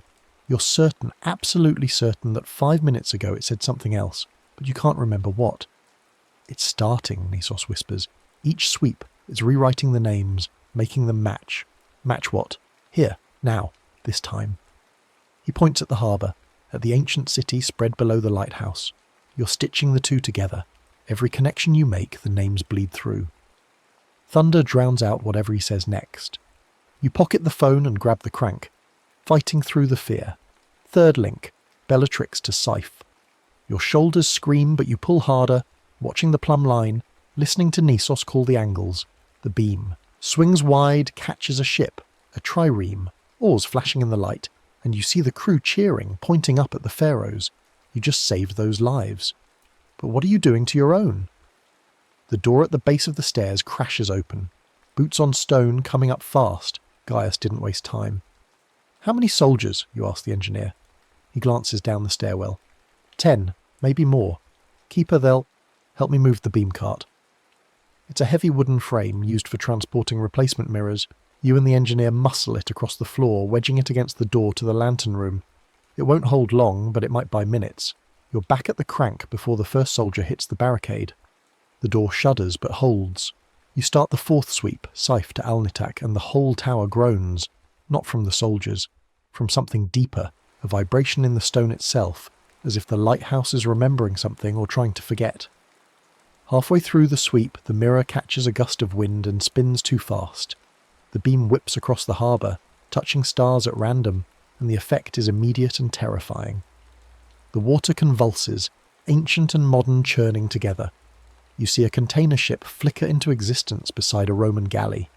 You see the breakwater twist, stone and concrete braiding together like rope. The air fills with a sound like glass singing. "Control it!" Nissos is screaming. "You have to control the pattern." You drag the mirror back, force it to the correct angle. The hallucination snaps shut, leaving only the storm, but your hands are shaking so badly you nearly lose your grip on the crank. The door splinters. A spear point punches through the wood, misses the engineer's shoulder by a finger's width. Gaius's voice. "Break it down! Now!" "I need to confess something," Nessos says suddenly. He's staring at the mirror, at the crack spreading across its surface. The mirror. It didn't crack during an omen. It cracked because of me. You don't stop cranking, but you turn your head enough to see him. He's crying, tears mixing with rain. "I dropped it," he whispers. "When we were polishing the surface, I dropped the bronze weight. The old keeper, he saw, but he didn't report me. He said the mirror was old anyway, that it would crack soon regardless. But I know it's my fault it's failing now." Another impact on the door. The beam cart shifts, wood groaning. Maybe 30 seconds before they break through. "Listen to me." You have to shout over the wind. "It doesn't matter how it cracked. What matters is what we do now. Can you help me finish this?" He nods, wiping his face. Yes, keeper." "Then get ready. When they come through that door, I need you to keep calling the angles. Don't stop, no matter what happens. Understand?" "I understand." The fifth sweep, Alnitak to Alnilam, the first 2 stars of Orion's belt. Your whole body is shaking now, muscles pushed past their limit. But the rhythm is there, burned into your nerves, and you follow it. The beam traces the line, the water stills, and this time when you look at the harbour you see people. Figures on the quay, watching the lighthouse. Some are wearing chitons and cloaks, some are wearing t-shirts and jeans. They exist in the same space, the same moment, translucent and overlapping. The beam cart explodes inward, kicked apart by armoured boots. Gaius storms through, sword drawn, 6 soldiers behind him. "Seize the keeper!" he roars. But the engineer is already moving. He grabs a polished shield from the wall, one of the backup reflectors, kept for repairs, and holds it up in the path of the main beam. The light catches the shield's surface and splits, throwing a scatter of smaller beams across the lantern room. One hits Gaius in the face, blinding him. He staggers back, sword swinging wildly. "Keep cranking," the engineer shouts at you. You crank.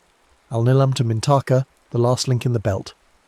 Nessos is calling angles, his voice cracking, but you trust him. The beam finds the line, holds it, and the tower shudders again. This time you feel something shift in your chest, in your memory. You remember walking on the Hepta Stadium causeway this morning. No, the causeway is ancient, it's half ruined. No, you definitely walked it. You remember the coffee cart at the halfway point, the vendor who always... The memory fractures. You can't hold both versions. The causeway is modern, paved with asphalt. The causeway is ancient, built by Alexander's engineers. It's both. It's neither. The contradiction makes your skull ache. Gaius has recovered, wiping his eyes. "Kill the flame," he orders the soldiers. "Do it now." 2 of them rush the brazier. Nessos throws himself in their path, too small to stop them but brave enough to try. They knock him aside, reaching for the oil shutters. The engineer swings the shield like a weapon, the bronze edge catching one soldier across the helmet. The man drops, but the other reaches the brazier, starts closing the shutters, and the lighthouse screams. Not a human sound, not the wind. The stone itself, the foundations 300 feet below, the whole massive structure crying out like something alive and wounded. The soldier at the brazier stumbles back, hands over his ears. Everyone freezes, including you. For 3 heartbeats, nothing moves. Then the eastern wall cracks, a deep fissure running from ceiling to floor, and through it you see the storm and something else, something impossible. Lightning, but it's not falling from clouds, it's rising from the water, blue-white tendrils reaching up toward the lighthouse's peak, toward the beam. "The eye!" Nessos gasps. He's pulling himself up, blood running from his nose. "It's coming. Keeper, you have to finish the pattern before..." Thunder obliterates his words. The lightning touches the lantern room, grounds itself in the bronze mirror, and for an instant everything becomes light. Pure, white, absolute. You can't see, can't hear, can only feel the crank in your hands and keep turning, following the pattern burned into your muscles. When your vision clears, the soldiers are gone. Gaius is gone. The engineer is slumped against the wall, breathing hard but alive. Nessos is beside you, one hand on your shoulder, steadying you. 2 more links, he says. His voice is calm now, certain. Mintaka to Rigel, then Rigel back to Betelgeuse. The pattern completes. How much time? Look. You look up through the broken wall. The clouds are moving, rotating, and at the centre, clear air. Stars. The storm eye, maybe 5 minutes away, maybe less. Spinning directly toward the pharaohs. "Oil?" you ask the engineer. He checks the brazier, the amphory. "Enough? Barely. If you don't stop." "I won't stop." But your body might. Your arms are numb, your shoulders grinding bone on bone. You've been cranking for how long? 40 minutes, an hour. Time has become elastic, unreliable. You focus on the next sweep, only the next sweep. Mintaka to Rigel, the long diagonal across Orion's form. The crank catches, the bent mechanism fighting you. You lean your full weight into it, feel something tear in your shoulder, keep pushing. The beam swings out, finds the angle Nessos calls. The water stills, and this time the harbour doesn't just shimmer, it stabilises. Ancient and modern lock together, no longer flickering but solid, real, both existing simultaneously. On the quay below, the translucent figures solidify. You see a woman in a chiton carrying an amphora. You see a man in a business suit checking his phone. They walk past each other without acknowledgement, as if they've always shared this space. as if the 3,000 years between them is nothing but a word, a label, arbitrary and meaningless. Your phone buzzes in your pocket. You want to check it, but you can't let go of the crank. Nisos pulls it out for you, holds it up. The map is redrawing itself live, streets and districts shifting, names flowing like water. Pharos Ward, Hepta Stadium Road, Canopic Square. English words, Greek roots, all the landmarks of your city renamed with echoes of the ancient world. One more, Nisos whispers. Rigel to Betelgeuse. Close the circuit. The storm eye is overhead now, the wall of churning cloud forming a perfect cylinder around the Pharaohs. Inside the eye, the air is still, the rain stopped.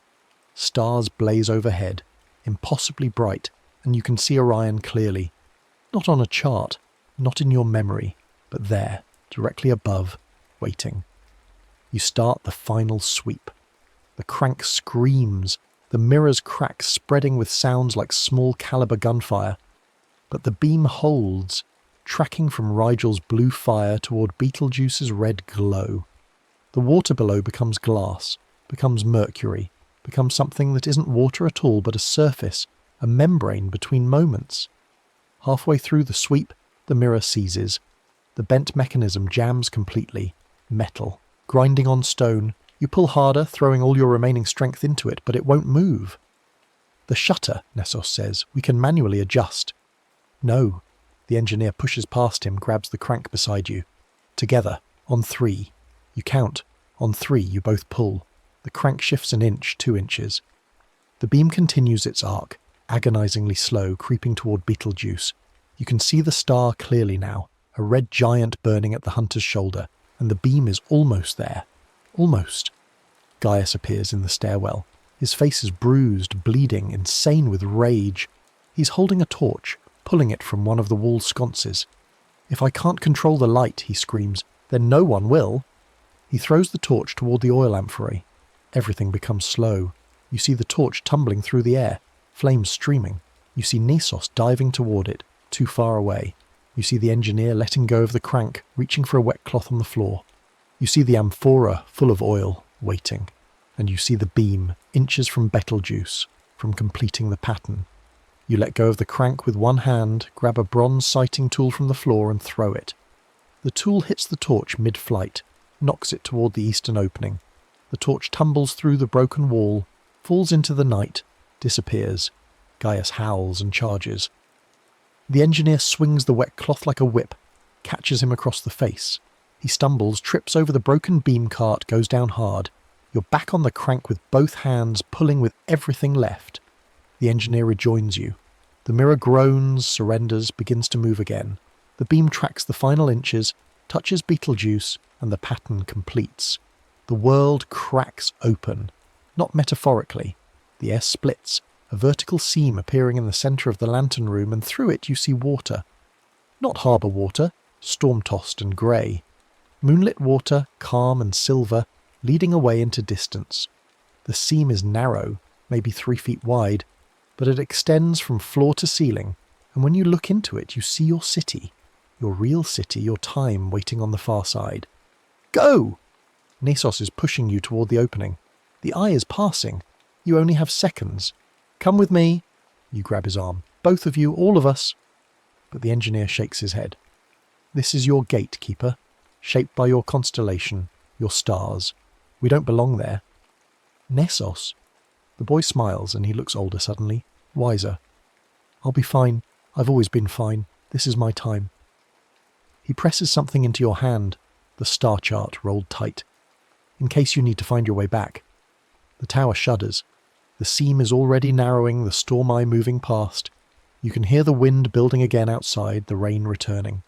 You look at Gaius, unconscious on the floor, at the engineer, bleeding but standing, at Nessos, brave and young and impossible, at the lantern room, the cracked mirror, the guttering fire that you've kept burning through the storm. Then you step through the seam. The transition is instant and brutal. One moment you're in the ancient lantern room, rain and oil, smoke and heat. The next you're standing on wet pavement, modern shoes splashing in a puddle, under squall clouds that are already breaking apart. The moon is visible, nearly full, and beneath it the harbour spreads out.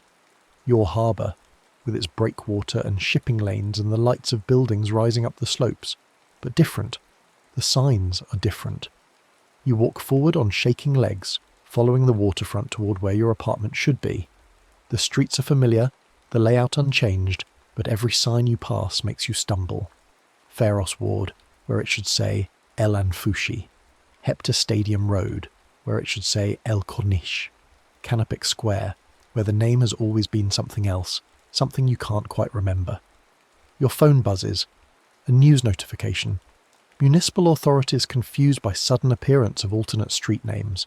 Historians claim designations are historically accurate for Greco-Roman era Alexandria, but residents insist streets have always borne these names.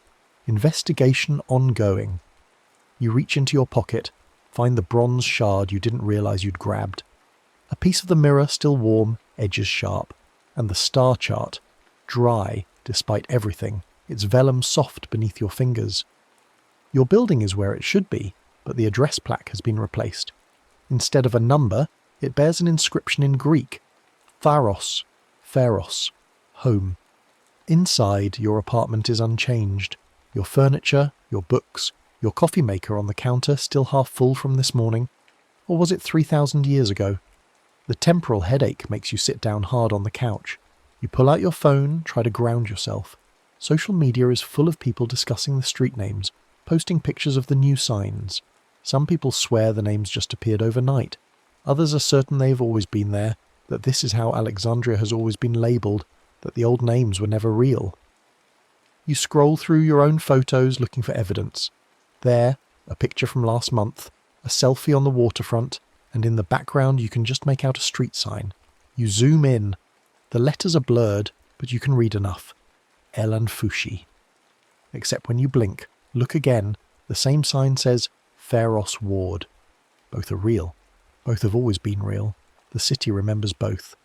You walk to your window, look out at the harbour. The Pharos is gone, of course. Collapsed in an earthquake a millennium and a half ago. The ruins buried under the Sate Bay fort. But you can see where it stood. The point of land jutting into the water. And in the moonlight, just for a moment, you see it. A ghost tower, a shadow in stone. Its light sweeping across the water in a pattern you know by heart. 7 stars. 1. Constellation. A circuit completed and never-ending. You set the star chart on your desk beside your laptop. You place the bronze shard next to it, a paperweight from impossible history. Then you open your laptop and pull up a Starfinder app, the kind that overlays constellation lines on a camera view of the sky. The storm has cleared completely now. Through your window you can see Orion rising in the southeast, just as it should in November, just as it always has. Betelgeuse, Rigel, the belt stars shining clear. The question forms before you can stop it. What if you trace the pattern in reverse? What if you could undo what you did, restore the names, separate the times that you've braided together? The app shows the inverse pattern, the lines running backward from Betelgeuse to Rigel to Mintaka. But would you? Could you? And what would happen to Nessos, to the engineer, to all the ships you saved by keeping the light burning? Would they blink out of existence, retroactively drowned, because you decided your present was more important than their past? Your phone buzzes again. Another news alert. Local historians celebrate rediscovery of ancient Alexandria's original street layout. City council debates whether to acknowledge historical names alongside modern designations. Some citizens report experiencing dual memories of the same locations. You are not alone in this. The whole city is learning to hold both truths, both timelines, both names. The coast refuses to forget. You close the star app, close the laptop. The bronze shard catches the moonlight, throws a scatter of reflections across your wall, small broken beams that trace no pattern, follow no constellation, illuminate nothing but the space you're standing in. Outside, a ship's horn sounds in the harbour, answered by another further out. The sound of vessels finding their way home through the dark. The sound of lives saved by a light that should have gone out centuries ago but somehow, impossibly, still burns. You pick up the star chart, unroll it one more time. Nisos's notes are visible in the margins, his handwriting small and careful. At the bottom, almost hidden, a final line in Greek. The keeper who traces the stars keeps 2 times. The keeper who turns away keeps none. You don't have to decide tonight. Maybe you'll never decide.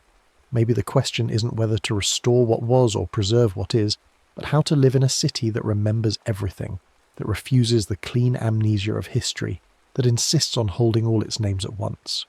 You roll up the chart, place it in a drawer beside your own journals and maps and the accumulated debris of your impossible journey.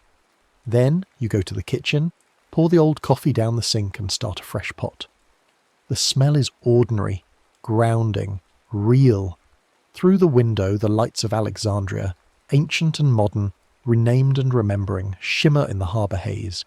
The Pharos is gone. The Pharos has always been there. Your city is 3,000 years old. Your city was founded yesterday. All of it true, all of it home. You carry your coffee to the window, watch the ships moving in the harbour, each one following a beam of light that might be lighthouse or memory, or something caught between. The bronze shard is still warm in your pocket, a piece of the mirror that's stitched 2 times together, and as you sip your coffee you wonder, on the next clear night, when Orion rises full and bright, will you go to the waterfront? Will you open the star app, trace the patterns in reverse, try to unravel what you've done, or will you trace the pattern again, strengthen the stitching, make permanent what was meant to be temporary, bind your present to its past so tightly that no one, not even you, can tell where one ends and the other begins? The question hangs in the air like salt, like heat, like the smell of oil and rain.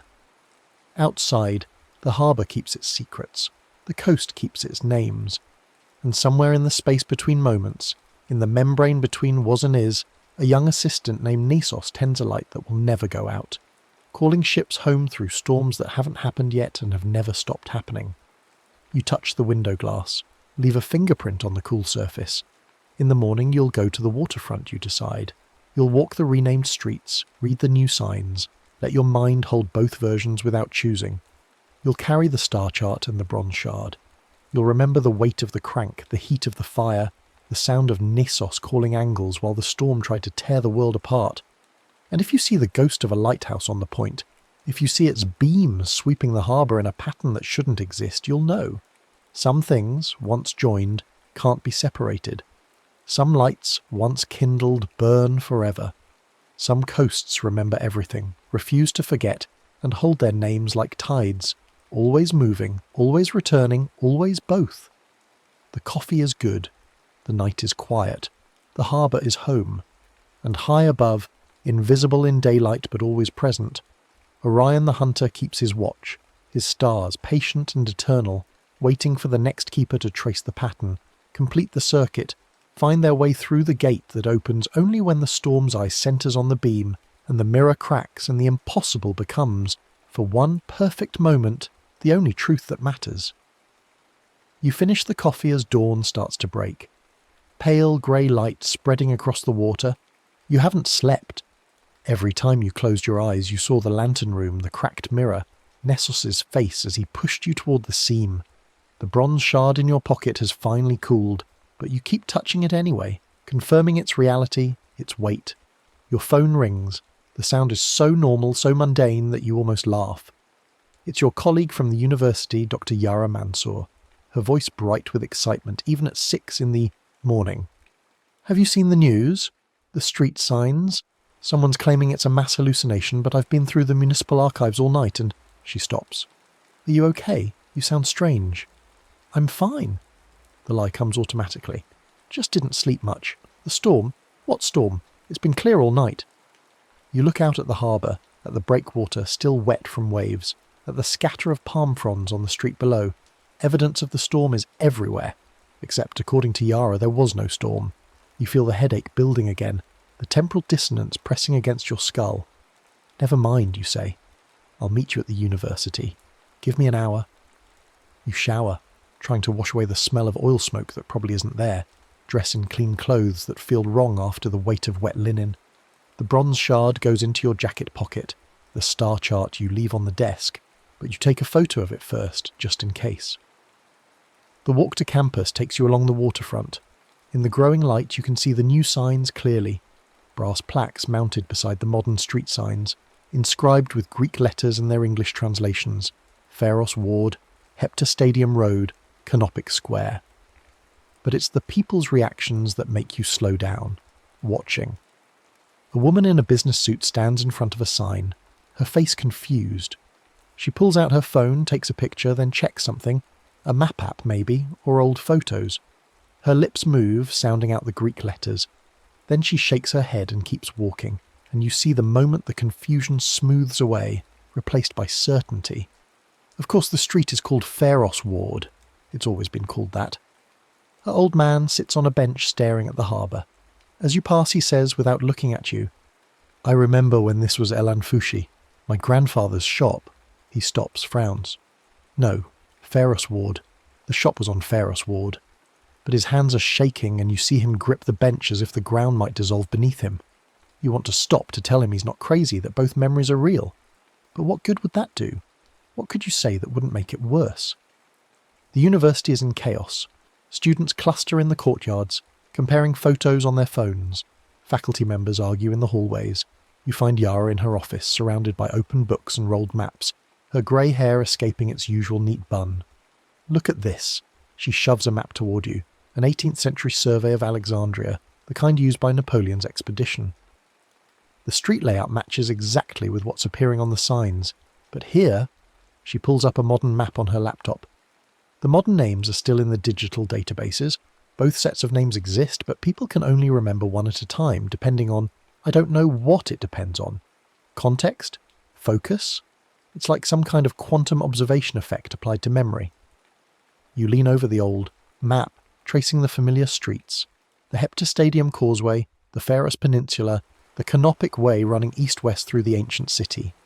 Everything is where it should be, where it was 3,000 years ago, where it is now. The topology hasn't changed, only the labels, the names, the way people hold the space in their minds. "There's something else," Yara's voice drops. "I've been contacted by 3 other historians this morning, one in Athens, one in Rome, one in Istanbul. They're all reporting similar phenomena in their cities, ancient place names appearing overnight, dual memories, people insisting contradictory things are both true." She looks up at you, and her eyes are sharp, analytical. "This isn't local. This is spreading." The bronze shard burns in your pocket.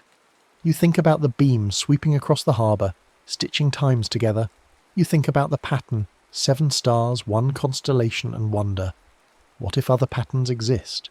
What if other keepers in other lighthouses on other coasts have been tracing their own constellations, completing their own circuits? What if the membrane between past and present is thinner than anyone knew, and all it takes is the right light, the right angle, the right storm? "I need to check something," you tell Yara. "The Kite Bay Fort. Is it open this early?" "The fort? Why?" She sees your face, stops asking questions. "Ahmed is doing a dawn survey this morning. I'll call him, tell him you're coming." You're already moving toward the door when she calls after you. "Whatever you're looking for, be careful. I don't know what's happening, but it feels big. Like we're standing at the edge of something we don't understand." You nod. Keep walking. Behind you, you hear her picking up the phone, speaking in rapid Arabic, making arrangements for you to access the fort, the ruins, the place where the pharaohs stood for 16 centuries before earthquake and time brought it down. The fort sits at the end of the Pharos Peninsula, 15th century Mamluk stone built from the ruins of the ancient lighthouse. You've been here dozens of times. It's part of your research, part of why you came to Alexandria in the first place, chasing the ghost of the Pharos through historical records and archaeological digs. But now, walking toward it in the early morning light, it feels different, heavier, more real. Ahmed meets you at the gate, a young archaeologist with a careful smile and questions in his eyes. "Dr. Mansour said you needed access to the underwater ruins. The dive team isn't scheduled until next week, but I can take you to the observation platform. Actually, I need to see the foundation maps, the surveys of the original Pharos structure before it collapsed." He looks surprised, but leads you inside, down stone corridors into the fort's administrative section. The survey maps are kept in climate-controlled cases, preserved from salt air and time. Ahmed spreads them out on a light table, the translucent sheets glowing. "This is the most recent synthesis," he says, pointing to a detailed plan. "Combines underwater sonar, historical descriptions, and the stone blocks we've recovered. The foundation was massive, truly massive. And here, his finger traces a circular structure at the centre. This was the base of the tower itself. 300 feet tall, maybe more. The ramp spiralled up inside, and at the top, the lantern room, you finish. Your voice sounds distant to your own ears. Bronze mirror, oil fire, visible for 30 miles. Exactly, though we still don't know exactly how the mirror mechanism worked. Descriptions are vague. Counterweights, rotation, some kind of focusing system. Lost technology, he grins. Every archaeologist's favourite words. You lean closer to the map, studying the foundation plan. The circular chamber, the spiral ramp, the careful engineering that kept the tower standing through storms and earthquakes for 1,600 years. And there, marked in the surveyor's careful notation, stress fractures in the stone, dating to the 8th century. Cracks that weakened the structure, made it vulnerable when the earthquake finally came. Cracks that look, to your eye, exactly like the pattern spiderwebbing across the bronze mirror in the lantern room. Ahmed, you say slowly, have there been any reports of unusual activity at the fort? Lights, sounds, anything strange? He hesitates. There was something last night. The night watchman reported seeing, well, he called it a glow, coming from the water, from the submerged ruins, blue-white, pulsing. He thought it was bioluminescence at first, but it was too regular, too structured. Ahmed shrugs. Probably just a dive light. Someone exploring without permission. Or lightning, you think. Lightning rising from the water, reaching for a tower that no longer exists, completing a circuit 3,000 years in the making.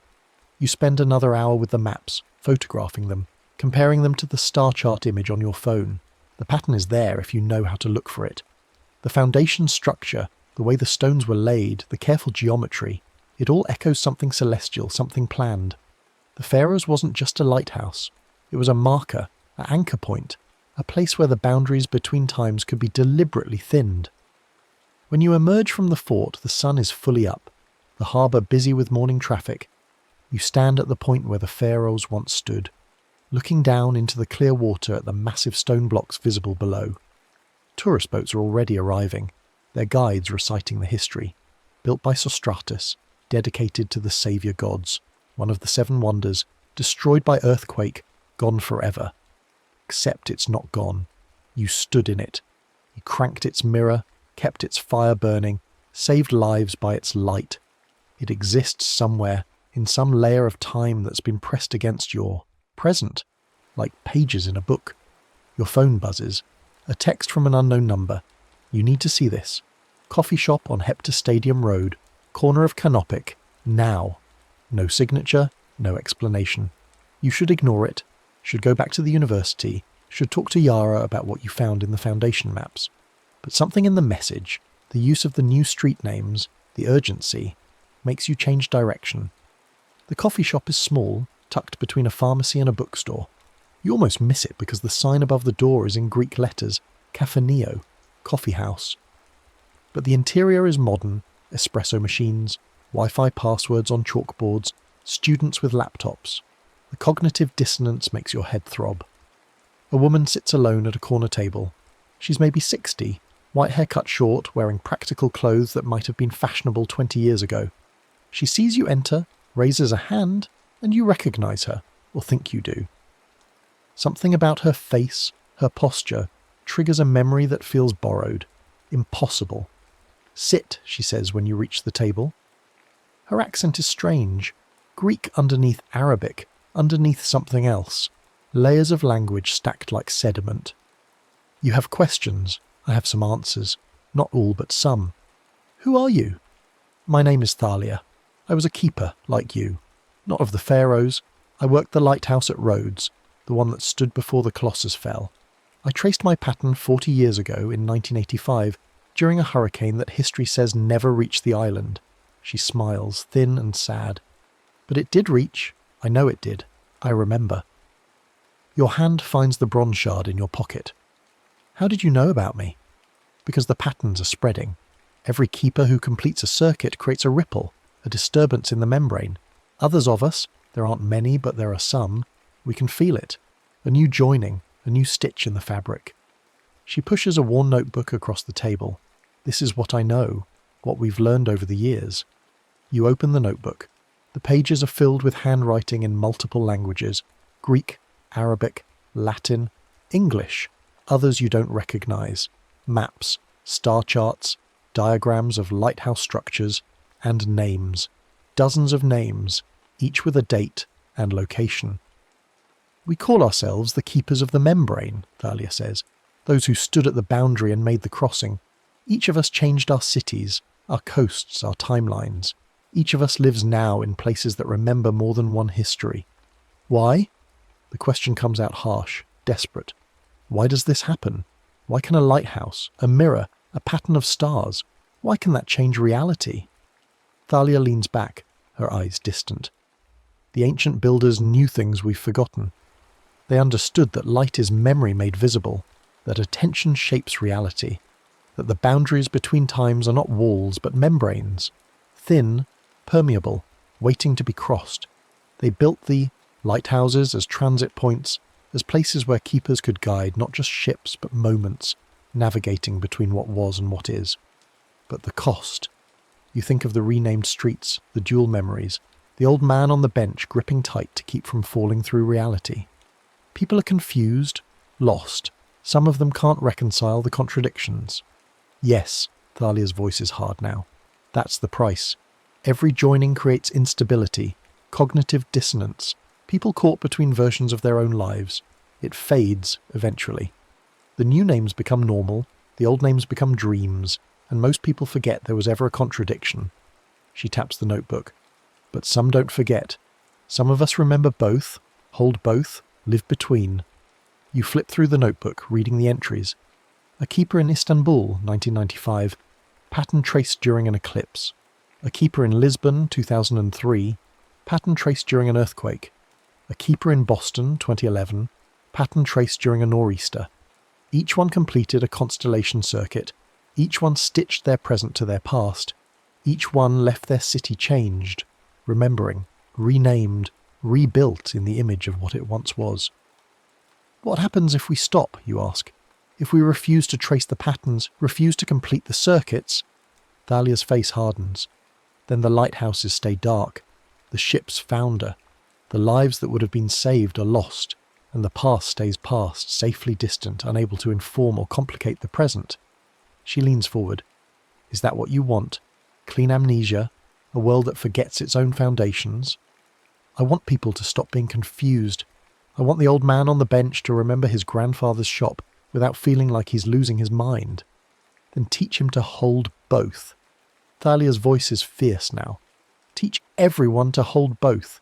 That's the real work, not the tracing of patterns, but the integration afterward, helping people understand that they can remember multiple versions, that contradiction is not madness but depth, that a city can be both ancient and modern, that a coast can carry multiple names and still be home. You close the notebook, push it back across the table.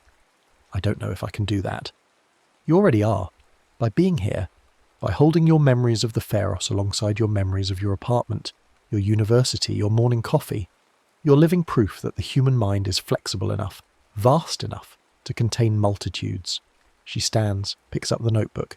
Keep your bronze shard, keep your star chart, and when the confusion gets too heavy, remember, you chose to keep the light burning. You chose to save lives. Everything else is just consequence. She's gone before you can respond, disappearing into the morning crowd on Hepta Stadium Road. You sit alone at the table, the coffee she ordered for you growing cold, watching the street through the window. People walk past in both directions, some wearing modern clothes, some wearing what might be ancient dress, or might be contemporary fashion influenced by ancient styles. The longer you watch, the harder it becomes to tell which is which. Your phone rings. Yara again, her voice tight with barely controlled excitement. You need to come back to the university immediately. We found something, an inscription in the basement archives.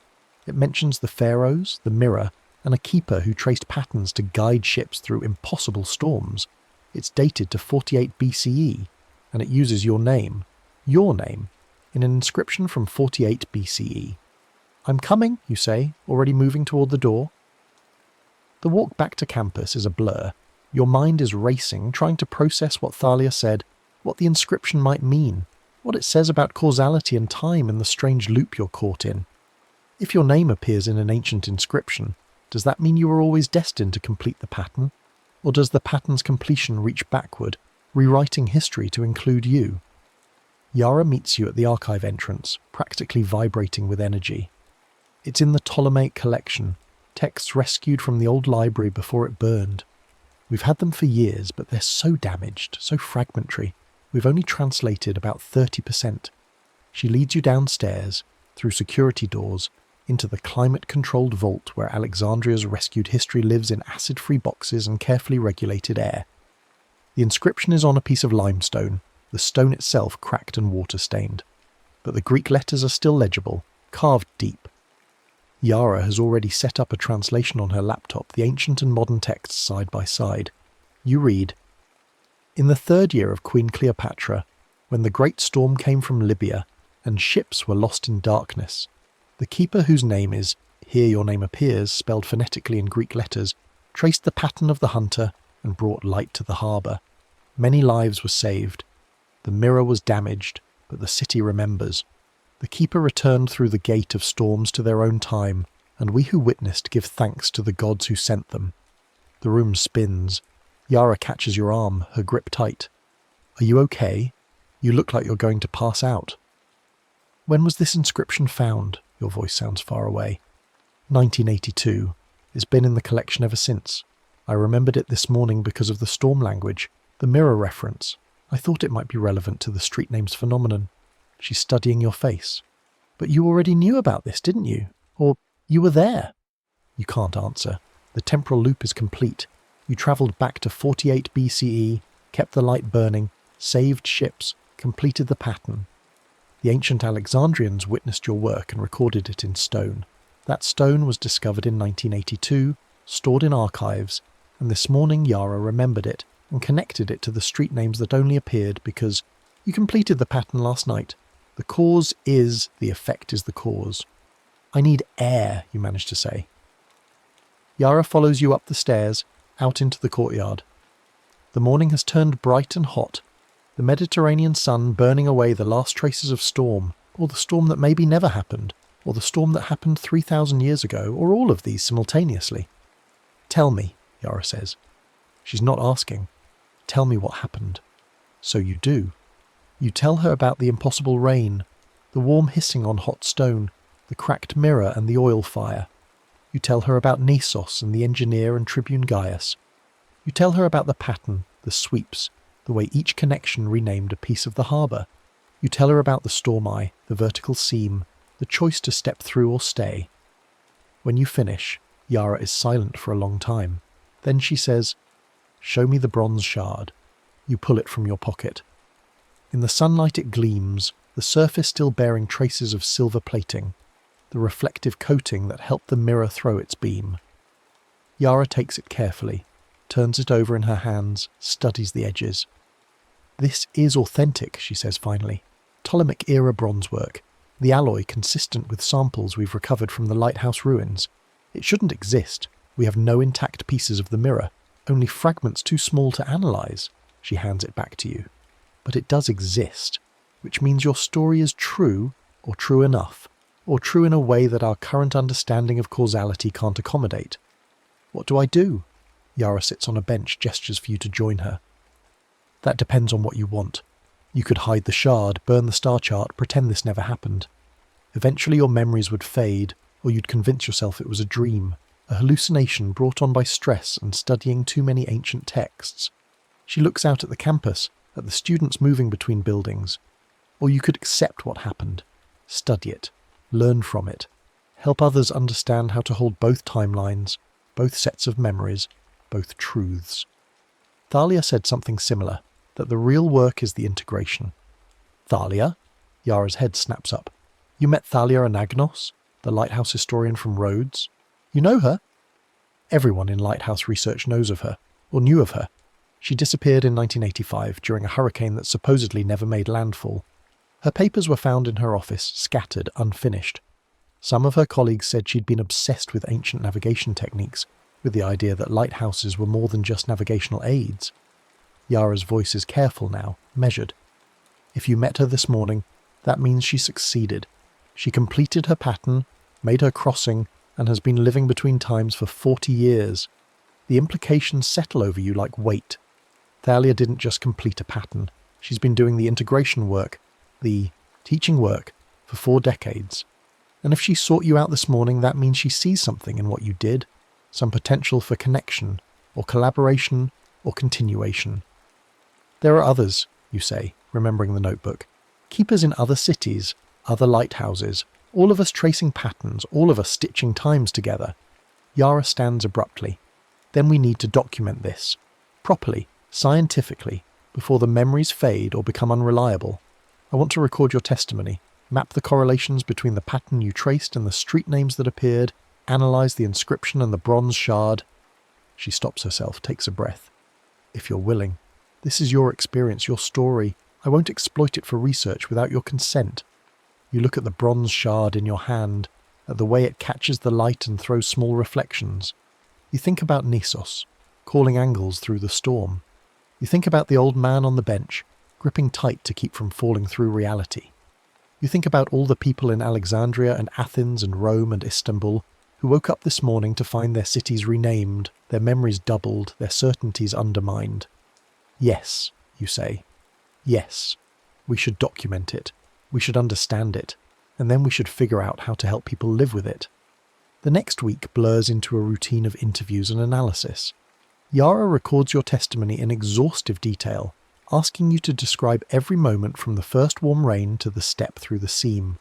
She brings in colleagues, carefully vetted, sworn to confidentiality, who examine the bronze shard, study the star chart photograph, compare your account to historical records of the pharaohs. The evidence accumulates. The alloy composition of the shard matches other Ptolemaic bronzes. The handwriting on your star chart photograph, when analysed by paleography experts, is consistent with 1st century BCE scribal practice. The inscription mentioning your name has been carbon dated, radiocarbon tested, verified as authentically ancient. But it's the map correlations that convince the skeptics. When Yara overlays your constellation pattern onto a map of Alexandria, the points where the beam touched correspond exactly to the locations where new street names appeared. 7 major districts, 7 stars, 7 points where the membrane between times thinned enough for names to bleed through. It's not random, Yara says on the 5th day, spreading printouts across her office floor. The pattern isn't just arbitrary, it's deliberate, structured, mathematical.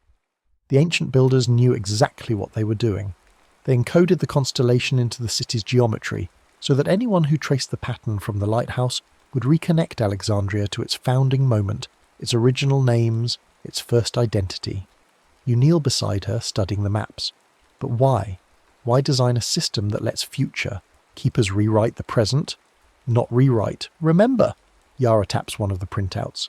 Think about it. Cities change constantly.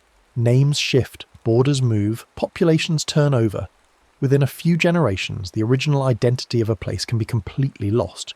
But if you build markers, anchor points, ways for future keepers to reach back and reconnect, she looks up at you. Then the city never forgets. It holds all its names, all its histories, all its versions of itself. A city that refuses to forget, you murmur, echoing your thoughts from that first night. Exactly. And if Thalia is right, if there are keepers doing this in other cities, then we're looking at a global network of memory anchors, places where the past can be accessed, integrated, kept alive in the present. Yara sits back on her heels. It's beautiful, terrifying, but beautiful. The news coverage of the street names phenomenon continues, growing stranger. Linguists note that the Greek names appearing on signs are not standard ancient Greek, but a hybrid.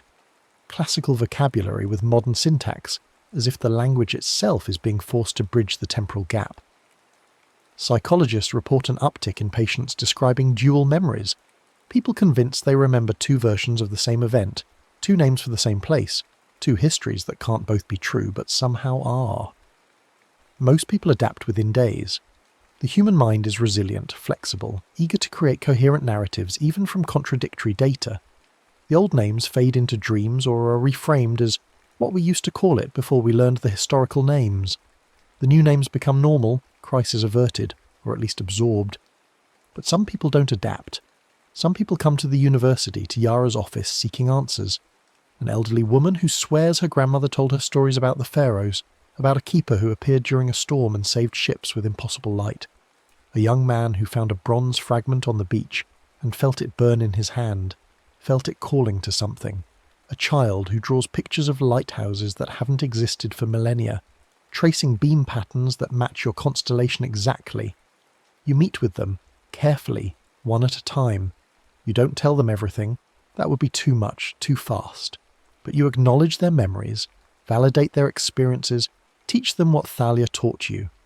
That contradiction is not madness but depth, that a city can hold multiple truths, that the past and present are not separate countries but neighbours, sometimes overlapping, always in conversation. It's exhausting work. By the end of each day your head throbs with temporal dissonance, your memories of the Pharos fighting with your memories of modern life, the smell of oil smoke haunting your apartment. But slowly you're learning to hold both, to walk streets that have two names and feel comfortable with the ambiguity, to look at the harbour and see both galleys and cargo, ships without needing to choose which is real. On the 8th day, Thalia comes back. You're in your apartment reviewing notes when she appears on your balcony. She doesn't knock, doesn't announce herself. She's just suddenly there, as if she stepped through a seam only she can see. "You're doing well," she says without preamble. "Better than I did my first week. I spent 3 days in bed, convinced I was losing my mind. Some days I still think I am." You gesture to a chair. "Coffee?" "Please." You make coffee. The ritual is grounding, normal, real, and bring 2 cups to the balcony. The harbour spreads below, afternoon sun turning the water gold. From here you can see the fort, the point where the pharaoh stood. You've been watching it every day, waiting to see if the ghost light will appear again, if the pattern will call to you, if you'll feel the urge to trace it once more. "It will," Thalia says, reading your mind or your face. The pattern doesn't release you. Once you've traced it, it becomes part of you. You'll feel it pulling, especially during storms, especially at night when Orion rises. She sips her coffee. "The question is whether you'll answer. What happens if I do? If I trace the pattern again?" The stitching deepens. The integration becomes more complete. More people start to remember both timelines, hold both truths. Eventually, after enough repetitions, enough keepers, enough patterns, the membrane might dissolve entirely. Past and present might merge into a single continuous moment, all times accessible from any point. She sets down her cup. That's the theory anyway. None of us have lived long enough to see it happen. And if I don't answer, if I refuse to trace it again, then the current integration stabilizes at this level. The street names become permanent but don't spread further. The dual memories fade for most people, leaving only those of us who were directly involved with the full cognitive complexity. Thalia shrugs. It's not a wrong choice. Every keeper has to decide how deep they want to go, how much integration they can live with. You watch the harbour, thinking. A container ship is making its way toward port, guided by modern navigation systems and harbour pilot boats. No lighthouse necessary, no desperate ships feeling for shore in the dark. The Pharaohs is obsolete, gone, a historical curiosity, except it's not gone. It lives in the limestone inscription, in the bronze shard in your pocket, in Nisos's handwriting on the star chart, in your muscles that still remember the weight of the crank. "I want to find the others," you say. "The keepers in Istanbul, Lisbon, Boston, all the cities in your notebook. I want to understand what they're experiencing, how they're managing the integration, what patterns they traced." Thalia smiles, and it transforms her face, makes her look younger. "I was hoping you'd say that. There's a gathering every 5 years at the International Association of Lighthouse, Authorities Conference. We meet separately, quietly, those of us who have made the crossing. The next meeting is in 3 months in Copenhagen." She pulls a card from her pocket, actual paper, cream-coloured, with an address printed in silver ink. "Come, bring your research, your questions, your bronze shard, meet the others, learn what we know."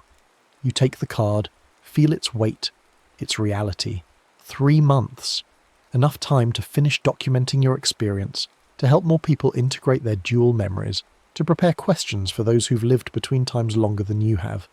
Enough time to decide whether you want to trace the pattern again, deepen the stitching, pull more of the past into the present. "Thank you," you say. Thalia stands, moves toward the balcony railing. For a moment you think she's going to step over, fall 3 stories to the street, but instead she just looks out at the harbour, at the fort, at the ghost of the pharaohs that only keepers can see. "One more thing," she says. "The boy, Nessos. He was real as you or me. But he also wasn't. The people you met in the past, they're echoes, maybe. Memories given form. They exist in that moment, in that pattern, but they don't have continuous existence the way we do." She turns to face you. Don't grieve for him. He served his purpose. He called the angles, kept you on track, pushed you through the seam. That's all he needed to be. He seemed so alive, so real. All memories are alive when you're inside them. That's the gift and the curse of the pattern. It makes history tangible, present, immediate. But it's still history, still past. She reaches out, touches your shoulder briefly. You came back. That's what matters. You made the crossing and returned, bringing the past with you instead of being consumed by it. Not every keeper manages that. She leaves the way she came, stepping toward the railing and then somehow not being there anymore, vanished into afternoon light and salt air. You sit alone on the balcony, holding the card, watching the harbour until sunset paints everything gold and purple and the first stars begin to appear. That night, for the first time since the crossing, you sleep without dreams of the pharaohs. When you wake, the temporal headache is gone, replaced by clarity. You know what you need to do. Over the next 3 months, you become the translator. The person who explains to confused citizens that yes, both names are real, both memories are valid, both truths can coexist. You work with Yara to create workshops, public lectures, accessible explanations of what happened and why. You don't mention the pattern, the lighthouse, the storm. Those details would be too much, too strange. But you talk about memory, about how cities hold multiple histories, about the human capacity to contain contradictions without breaking. Slowly, it works. The panic subsides. People stop reporting to psychologists with dual memory syndrome. The new street. Names become naturalized, folded into daily life. You overhear conversations where someone says, "Meet me at Canopic Square," and no one questions it. No one remembers that the name didn't exist 3 months ago. Alexandria has integrated its past. The coast refuses to forget.